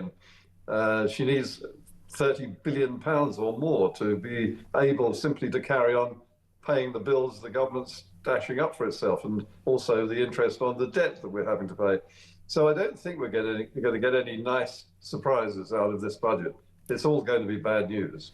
It sounds like it. This message, Trevor, from Stuart in East Yorkshire is telling. He says, "Good morning, Mark. Everyone keeps predicting the end for Starmer, but he's still there. He doesn't look like a person who will fall on his sword to me. They'll have to drag him out. He'll throw everyone else under the bus to save himself." This is Stuart in East Yorkshire, who describes himself as preparing to be fleeced, which sadly, Stuart, I fear you will be. Trevor, what about the longevity of the Prime Minister politically? It's quite clear to me that Rachel Reeves is toast. It's a matter of if not when. But what about Starmer? Does he make it to the May elections, do you think? Well, Stuart sums it up brilliantly there. I've been forecasting the demise of Keir Starmer almost since the day he was elected, and he's still there, and it's nearly 18 months since he was elected. So, yes, but it is alarming. It's alarming also to his own MPs who can't find a consensus around which they can rally. No single individual is the person who stands out as the chosen one. We've got Wes Streeting, of course, making us a dash. He is a favourite among many on the centre right or left of the majority in the party. Yeah. I mean, he's the best of a bad bunch, but you know, there are a lot of others who are there, possibly Ed Miliband being the quiet stalking horse, I think, who was the leader and failed disastrously in the election that he led, but desperately wants to vindicate himself and come back and wreak more havoc in the government. So, and the same with the Chancellor. Whoever replaces them, as I said earlier, could be worse than we've got already. Before I let you go, Trevor, this from Amanda. Love him or loathe him, Nigel Farage is the only one who can sort illegal immigration. It won't have escaped your attention this week, Trevor, that a leaked internal poll conducted by the Tories in the Telegraph newspaper suggested that if there were an election tomorrow, the Tories would win 13 or 14 seats, which actually therefore eliminates the Tories as a threat to Reform UK. It's more good news for the Reform leader. But here's my question as somebody that did report on the premiership of Mrs. Thatcher at very close hand. And of course, you had many face-to-face interviews with the Iron Lady. Is Nigel Farage cut from the same cloth? Does he have her work ethic, her application and her vision? That's an interesting combination. I think he has her work ethic. I think he is, and says he is, a Thatcherite. I think that he's beginning to see that he has to actually cobble together some policies that bear close scrutiny on a range of issues which are vital to this country. Our defence, our immigration policies, Home Office policies, and most of all, the economy. He needs to actually be able to stand up and have those policies revealed and to have them criticised and and make sure that they will work in practice. This is the point that I worry about, because I do think actually that Nigel Farage, as we speak, is going to win the next general election, and probably by a significant majority, although it's 3 years off and anything could happen. And if he does, he needs to deliver. The last thing we want after two government party political failures, the Labour and the Tories, is a third disappointment for the electorate, who will be banking everything on a Farage victory, putting this country back on the right track. If he doesn't have the wherewithal to deliver that, I fear for democracy in this country. Well, wise words, Trevor. A privilege to have you on the programme, as always. Trevor Kavanagh is the former political editor of The Sun newspaper, who says that Nigel must deliver. And of course, I agree, it will be a democratic crisis if Reform were to win and we're not able to deliver for the British people. Because I think at that point, the public will think, well, voting doesn't work at all. And that's a very dark place to go. Do you feel like a second-class citizen in your own country? By the way, can we just play a clip of Starmer? This is Starmer with his mind's eye. Take a listen to this. I have in my mind's eye people who are struggling with cost of living, who can't necessarily make ends meet. And that's political. It's also personal. When I was growing up, we couldn't always make ends meet. We couldn't always pay our bills. I know what it feels like to be in your kitchen around the table, wondering which bills you're not going to be able to pay this month. And so having who you have in your mind's eye is really important. That's what I've got in my mind's eye as we go into this budget. I am sick of that mind's eye. When he says mind's eye, he's bluffing for time. The guy's out of his depth. He knows it's over. But I've got a question for you at 20 minutes past 9 in the morning on a Monday on Morning Glory, which is what's in your mind's eye? I want to know, I want you to vent what's in your head about the state of this country. What is in your mind's eye? And I'm going to just say it on the radio and TV because it's all about your opinions. We have got an interesting voice note from Nikki regarding our discussion about how few people in this country that have emigrated here speak English. Take a listen. Good morning, Talk Radio. I live and work out in Italy for part of the year, and we have a large English enclave out here who don't bother to learn the host country's language. They just take an English word and stick a vowel on the end of it. They don't integrate, they don't assimilate. They spend most of their time inebriated, and they're really quite rude and aggressive. These people probably spoke excellent English as well. It seems to me that it's only the English that are monolinguists. Anyway, have a great day.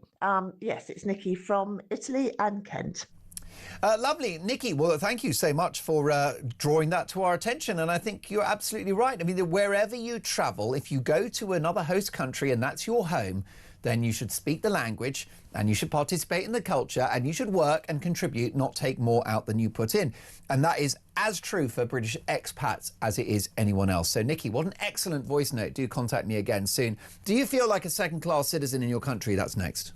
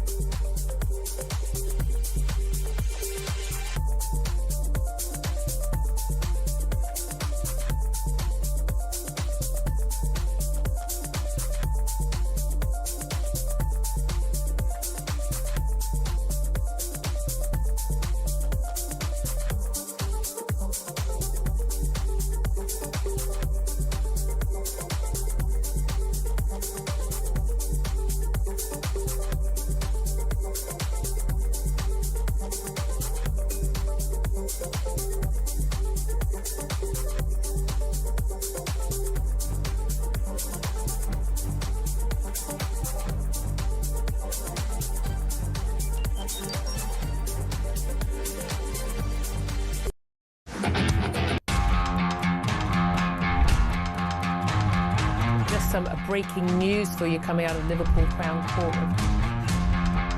Loads to talk about, I promise you that. Loads and loads and loads. Good afternoon. Welcome to the programme. Welcome to the Home of Common Sense. Yes, it's me again, your genial host, Kevin O'Sullivan. Top of the morning to you. This is Talk Breakfast. I'm Mark Dolan.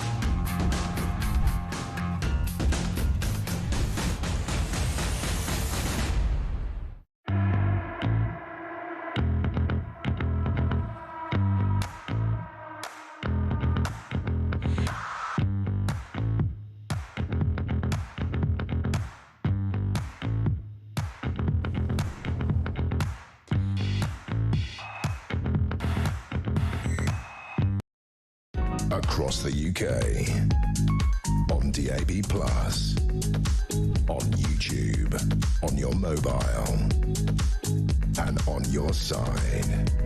This is Talk. 9:25, this is Talk, the home of common sense. And Barry says, good morning, Mark. If the UK were the Titanic, the British population would be accommodated in steerage. Well, that's answering my question, which is a simple one, which is, do you feel like a second-class citizen in your own country? Linda in Deal says, good morning, Mark. Every time Starmer opens his mouth, he says something more pathetic. He boasted that Reeves was the first woman chancellor. A shame that she's incompetent. Also, he does not know what a woman is. You raise a very good point, I got to say, Linda. I'm going to catch up with lots of your messages in just a moment. I will say this one from Brad is interesting in Cambridge. Good morning, Mark. Criticising Rachel Reeves, it's a common tactic of the left to use labels like misogynist and racist to close down criticism. It's gradually becoming less effective as they have overused the tactic. Brad, you're so right. And actually, a high-profile Labour member of the House of Lords criticised Beth Rigby from Sky News this weekend, and he said that she was harassing the Prime Minister. No, not harassing, asking him questions about the terrible job he's doing of running the country. Let's take a listen to this voice note from Sharon. Take it away, Sharon. Morning, Mark. This voice note's just to say thank you to Talk Radio and everybody that does this, because I think without you, we'd all go mad. It's just a voice, you know, to let the public that feel like we do just get this out of his heads and out there, and just say that we've said it, just to make us feel a little bit better. So great show, and I'm glad that you're there for a voice for everybody that is so frustrated. Good show. Sharon from Yorkshire. Sharon, your voice message means the world to all of my colleagues here at Talk. And this station, this platform, whether you're listening on the radio, watching on telly, or looking at our feed on X, it doesn't exist without you. The audience is Talk. And that's why we get up in the morning. That's why we come into the studio. We're privileged to do this job. I'm privileged to do this job. And the focus, my focus when I'm on air, is to get your opinions on the airwaves. And what I would say, Sharon, is that we live in a society where you're supposedly an extremist and a vicious minority if you think that there's a border there for a reason. If you think that, I don't know, net zero doesn't make sense when China is building 11 coal-fired power stations every 10 minutes. If you think that there are just two sexes and that someone with a full meat and two veg should not be in a woman's changing rooms, right? You're not a dangerous extremist. It's actually the silent majority, a silent majority that are given a voice here at Talk. So Sharon, thank you for that. The kind words, and it's what motivates me and the team. And I'll tell you, the producers and the researchers and everyone that works here, we're all on board with giving you a voice, and we'll keep trying to do so. 28 minutes past 9. What about Rachel from Accounts, by the way? This is a major, major headache now for her, which is Wednesday's budget is likely to contain an extra £15 billion worth of welfare payments paid for by those who work. The message is clear from the budget, which is it does not pay to set your alarm and get up to work because you'll be paying for someone not to. Let's get reaction now from a very high-profile entrepreneur, former Apprentice star and businesswoman Lubna Zaidi. Hi, Lubna. Welcome to Morning Glory. Hello. Thank you for having me. You've been very successful in the world of business. What sort of message does it send out that taxes are going to go up whilst benefit claimants will seemingly receive a cash windfall? I think it's absolutely ridiculous. I'm feeling extremely hopeless and distressed continuously living in broken Britain. And I think we need to bear in mind that I myself was raised on a council estate, so I do appreciate there are people that definitely do need help, and of course we should help them. However, I don't trust the current government in making the right decisions at all. And I mean, why would anyone want to continue to stay in this country? It feels as if the country is being invaded in terms of we literally have no borders here. And now it seems as if our personal bank accounts will also now be invaded. And apologies if I sound extremely crude when I say this, but it seems as if the government has pimped out the country and prostituted the rest of us.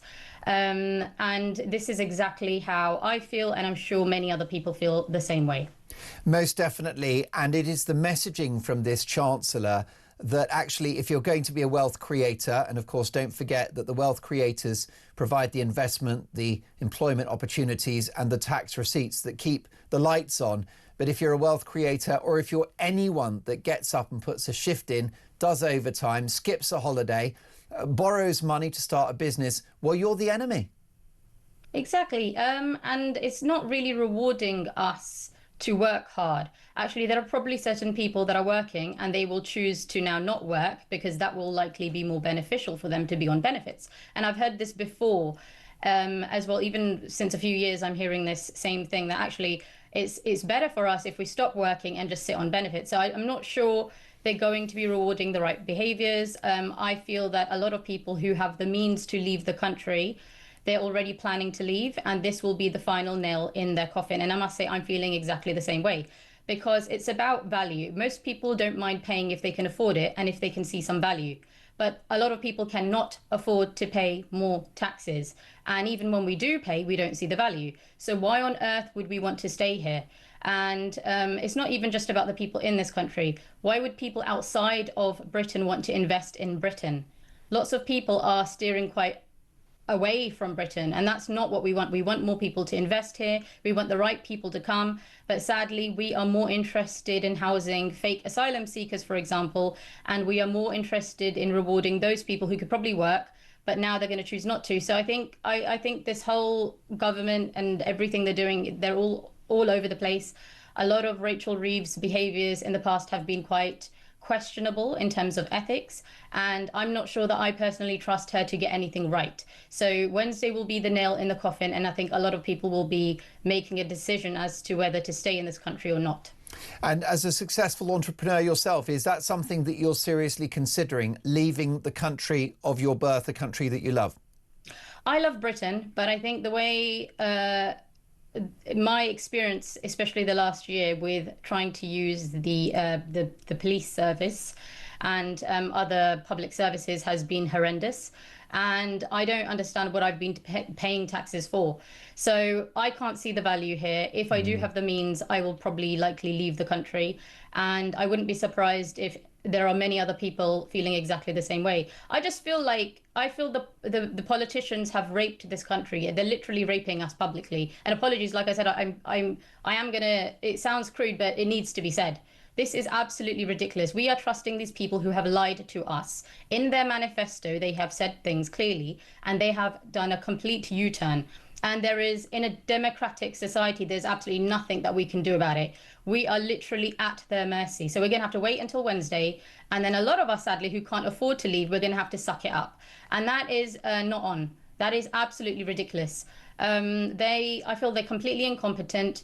And it's like they have been playing mental gymnastics with us for the past few weeks with the different kind of headlines. This is going to happen, that's going to happen. I mean, I feel like they're running around like headless chickens. They themselves do not know what they are doing. And I don't feel comfortable living in this country anymore. If I can leave, I probably will.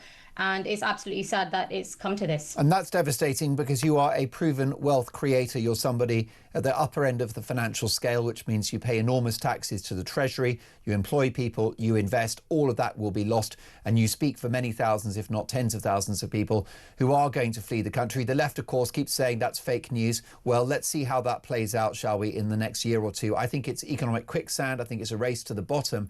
And just briefly, if you can, with the clock against us, Lubna, You mentioned illegal immigration, so upwards of 50, 60, 70,000 people entering the country illegally on an annual basis. The cost of servicing government debt, just the interest alone, is now £100 billion a year, which is almost double the education budget. You've got the highest tax burden since the Second World War, and you've got 53% of the population now taking out of the system more than they contribute. If Britain, Lubna, was a business, it would be shut down. I would say for sure, but can I just clarify that my financial situation has changed in the last a few months, and currently I'm not employing anyone, but hopefully in the future I would love to. But even if I was, it would unlikely be in Britain, right? Because for all the reasons that you've just stated, that this is not the place that I would personally want to invest my money in if I could. And frankly, the way that a lot of us have been treated, I'm no longer to invest my money and time in a country that is not serving me. And when I say, and I say this with a lot of respect, I love this country. It's given me everything. And, you know, I'm extremely grateful for being born here. I feel like I've won the lottery, but not in the current situation. I would not want to invest anything here. Lubna, lovely to meet you. Do join us again soon in the near future on Morning Glory. A damning indictment of modern Britain from Lubna, who's a proven wealth creator. She's an entrepreneur. She's not currently running a business that employs people, but she has in the past. She will in the future, and she likely won't do it here. Jeremy in West Sussex says, hi, Mark. Regarding Nikki from Italy, I doubt that the British expats are relying on the Italian welfare system and being housed at the expense of the Italians. Any trips to the doctor will have to be paid for, not a valid comparison. And Nikki left a voice note saying that expats in Britain abroad don't learn the language. Perhaps not, but they don't sponge off the taxpayer either, argues Jeremy. So much more to come. Let's take a listen to Pete on the small boats. Hi, Mark. Pete from Lancashire. I just think this government needs to get a set of bit holders, mate. You know, if people were coming on planes, they'd be met by armed police, mate. The fact that they're coming by sea in small boats, I will tell the French that we are going to protect our borders with the Navy. And if they want to send a few frigates out as well to pick these people who are breaking into our country up once we stop them and turn them round, so be it, mate. But listen, the French, what sort of relationship have we got with the French? They're just, you know, anyway, mate, I've got to be careful what I say, but yeah, that's what I'd do. Pete, can I thank you for another brilliant voice note? So interesting what you've had to say. And, you know, we've put a lot of energy into booking guests, and I'm very grateful that we do. We have some great commentators on the show. But always the most important bit of the show and the most interesting bit of the show is the calls, the texts and the voice notes. So, Pete, thank you for that. Have a good Monday, and please leave me another message soon. And I've got great news for you. From Monday, the 1st of December, our talkTV app is on the move. All of your favourite shows and podcasts will continue over on the Talk app. So it's very simple. TalkTV app is no more, a bit like Keir Starmer. And what you're going to get is the Talk app. So if you're watching or listening on the TalkTV app right now, download the Talk app from the App Store or Google Play and do it now, because listen, the more people that hear this show, the more people will hear Common Sense. We can try to improve the situation and change the world. Folks, so much anger yesterday in Crowborough, right? This is a tiny, tiny town in East Sussex where 3,000 people, who are no doubt being called far right by the establishment media, walked on the streets protesting the consequences of illegal immigration and the proposal of 600 illegal immigrants moving to an army training camp in their neighbourhood. They've said no. Well, the man reporting on the protests yesterday is one of the highest profile broadcasters in the world, Konstantin Kissin from Trigonometry. He's next.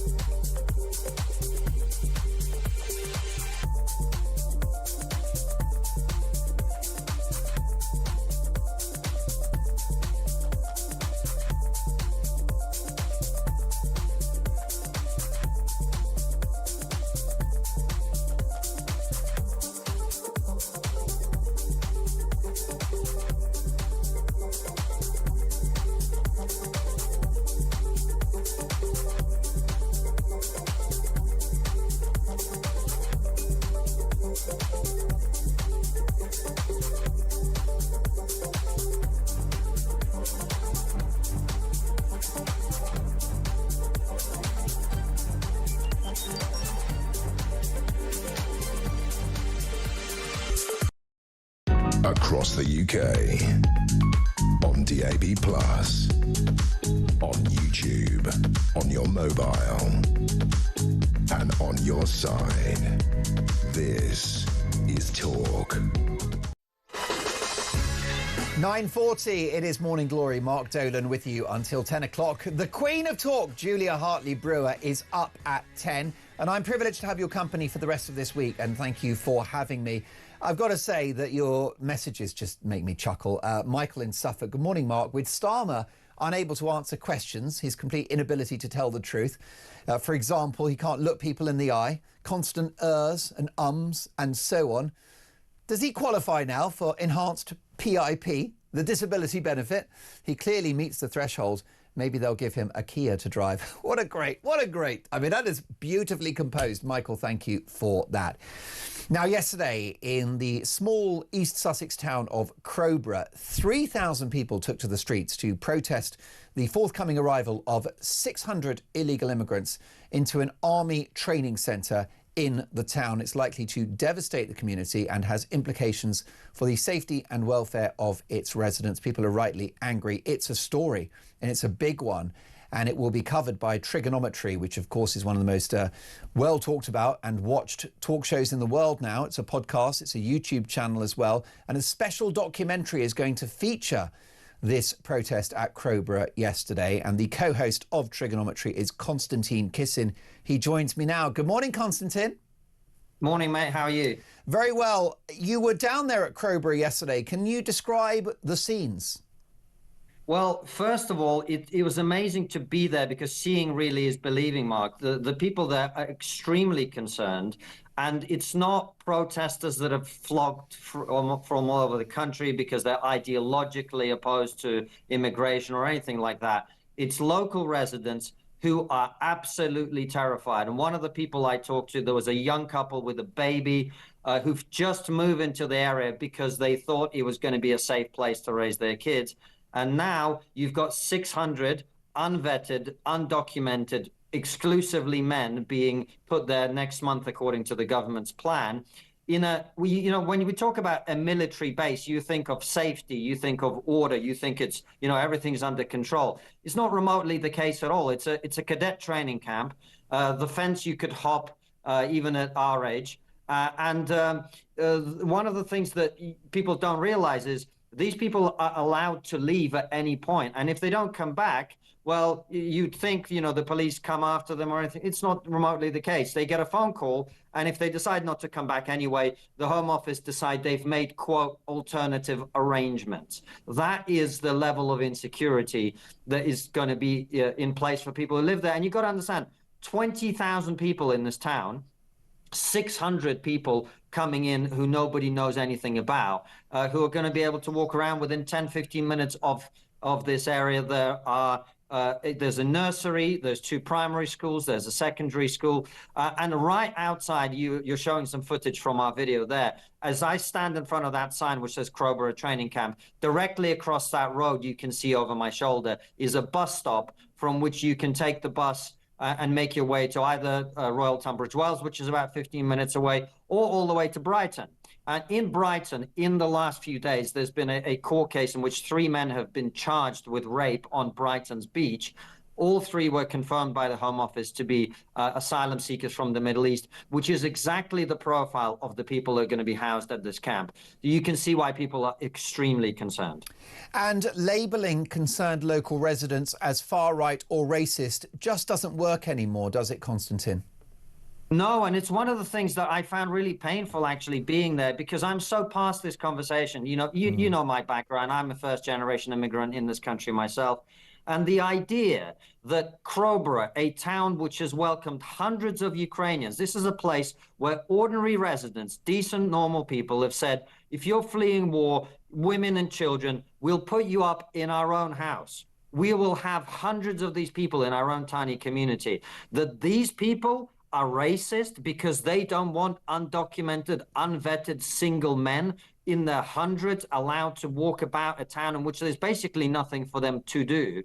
The idea that they're in any way bigoted or prejudiced is just insulting to the British people. And I think we, all of us in the media and also just general members of the public, we have to get past this idea that raising our voice about the safety of women and children and others in the local community is in any way a problem. The problem is not us. The problem is the government who's putting these people in the town.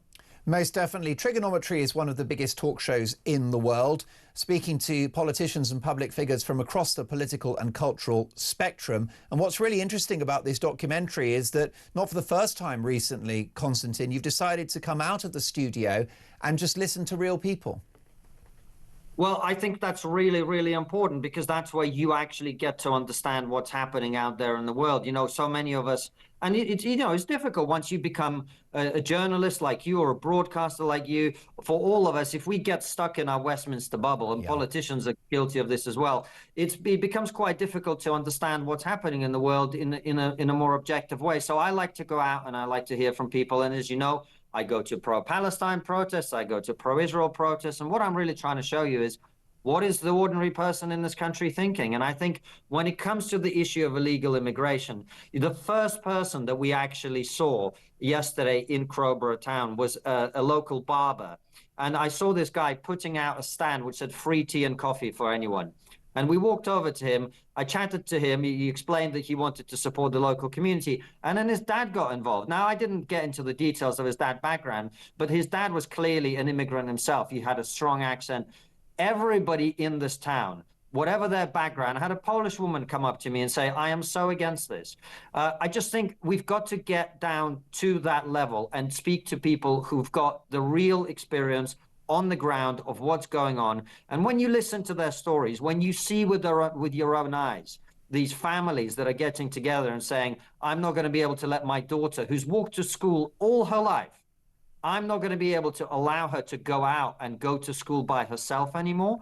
I think once you hear that, all of these Westminster talking points about, oh, this is the right, or this is the far right, or this is nothing to do with politics, Mark. This is about common sense and ordinary, normal people saying, we do not want a threat to our families in this town. Simple as that. More power to you for giving a voice to ordinary people from a multi-ethnic background who are united in their concern about the consequences of illegal immigration and unchecked legal net migration as well. Konstantin, very excited about this documentary. It comes out tomorrow evening on the Trigonometry channel. That's on YouTube. Trigger as in Trigger, like a gun. Trigonometry. Find it as a podcast, find it on YouTube, well worth a watch. My thanks to Konstantin Kissin, who is the co-host of what is absolutely a brilliant programme, rather important as well. They tried to cancel them 100 times. They won't fail because what do Konstantin and what does Francis do? Well, they tell the truth. Fantastic stuff. More to come. You're going to love this story. We need a special item on the show, Christian, which is called You Couldn't Make It Up. And this is a Christian preacher who's had his collar felt by the authorities for saying, God bless you. That's next.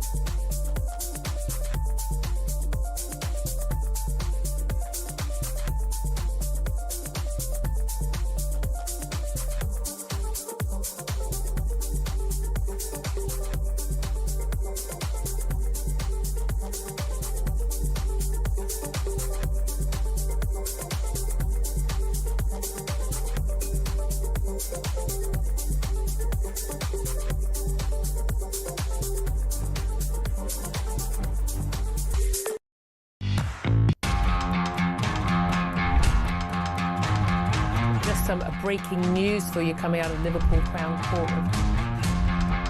Loads to talk about, I promise you that. Loads and loads and loads.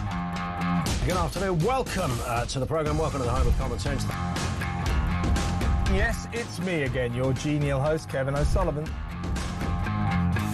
Top of the morning to you. This is Talk Breakfast. I'm Mark Dolan.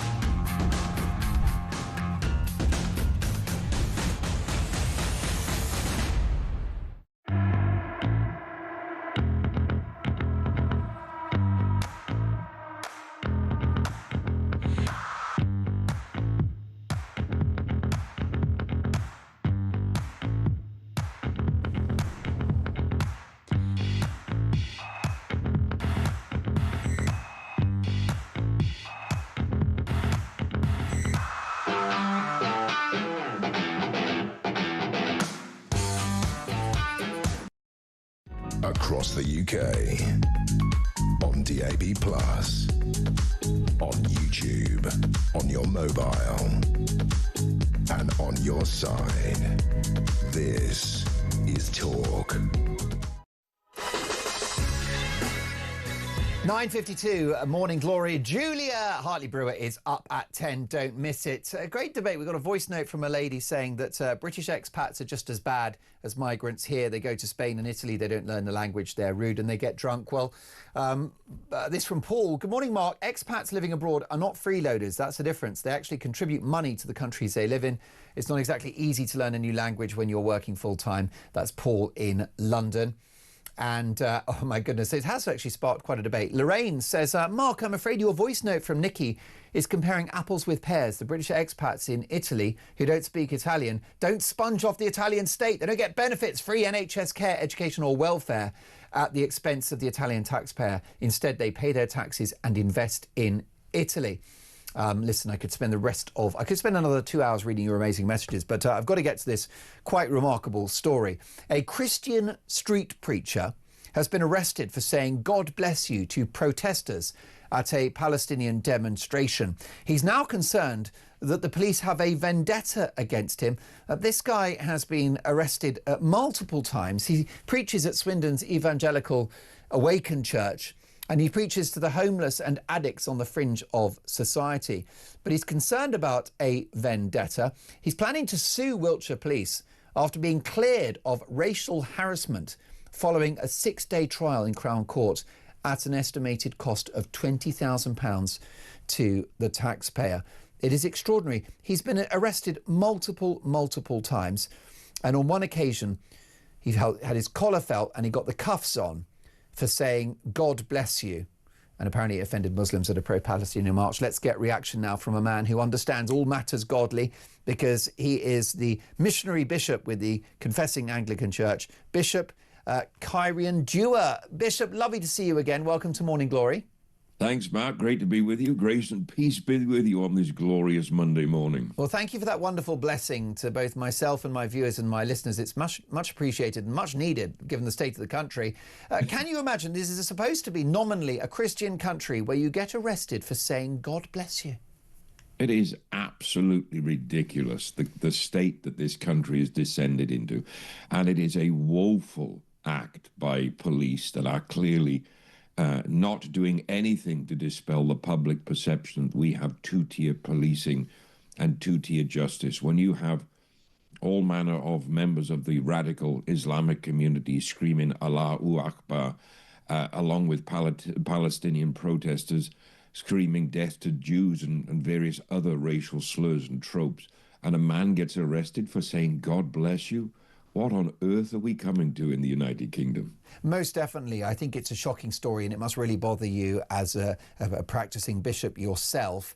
I feel that the institutions of this country, the police, the corporate sector, the blob, the bureaucracy and the political class are now actively anti-Christian. I completely agree with you. We've seen it, when you get institutional members of the Church of England and other denominations writing in criticism of the fact that Christians profess their faith at the United Kingdom rally, and then Sky News, BBC doing hit pieces on myself and others because of our defence of the Christian faith. And then this overtly socialist, Marxist government and the various NGOs connected to them actively persecuting Christians in the United Kingdom. What they fear is this: we are walking in the truth of who Christ is and in defense of our Christian faith, and we cannot be controlled.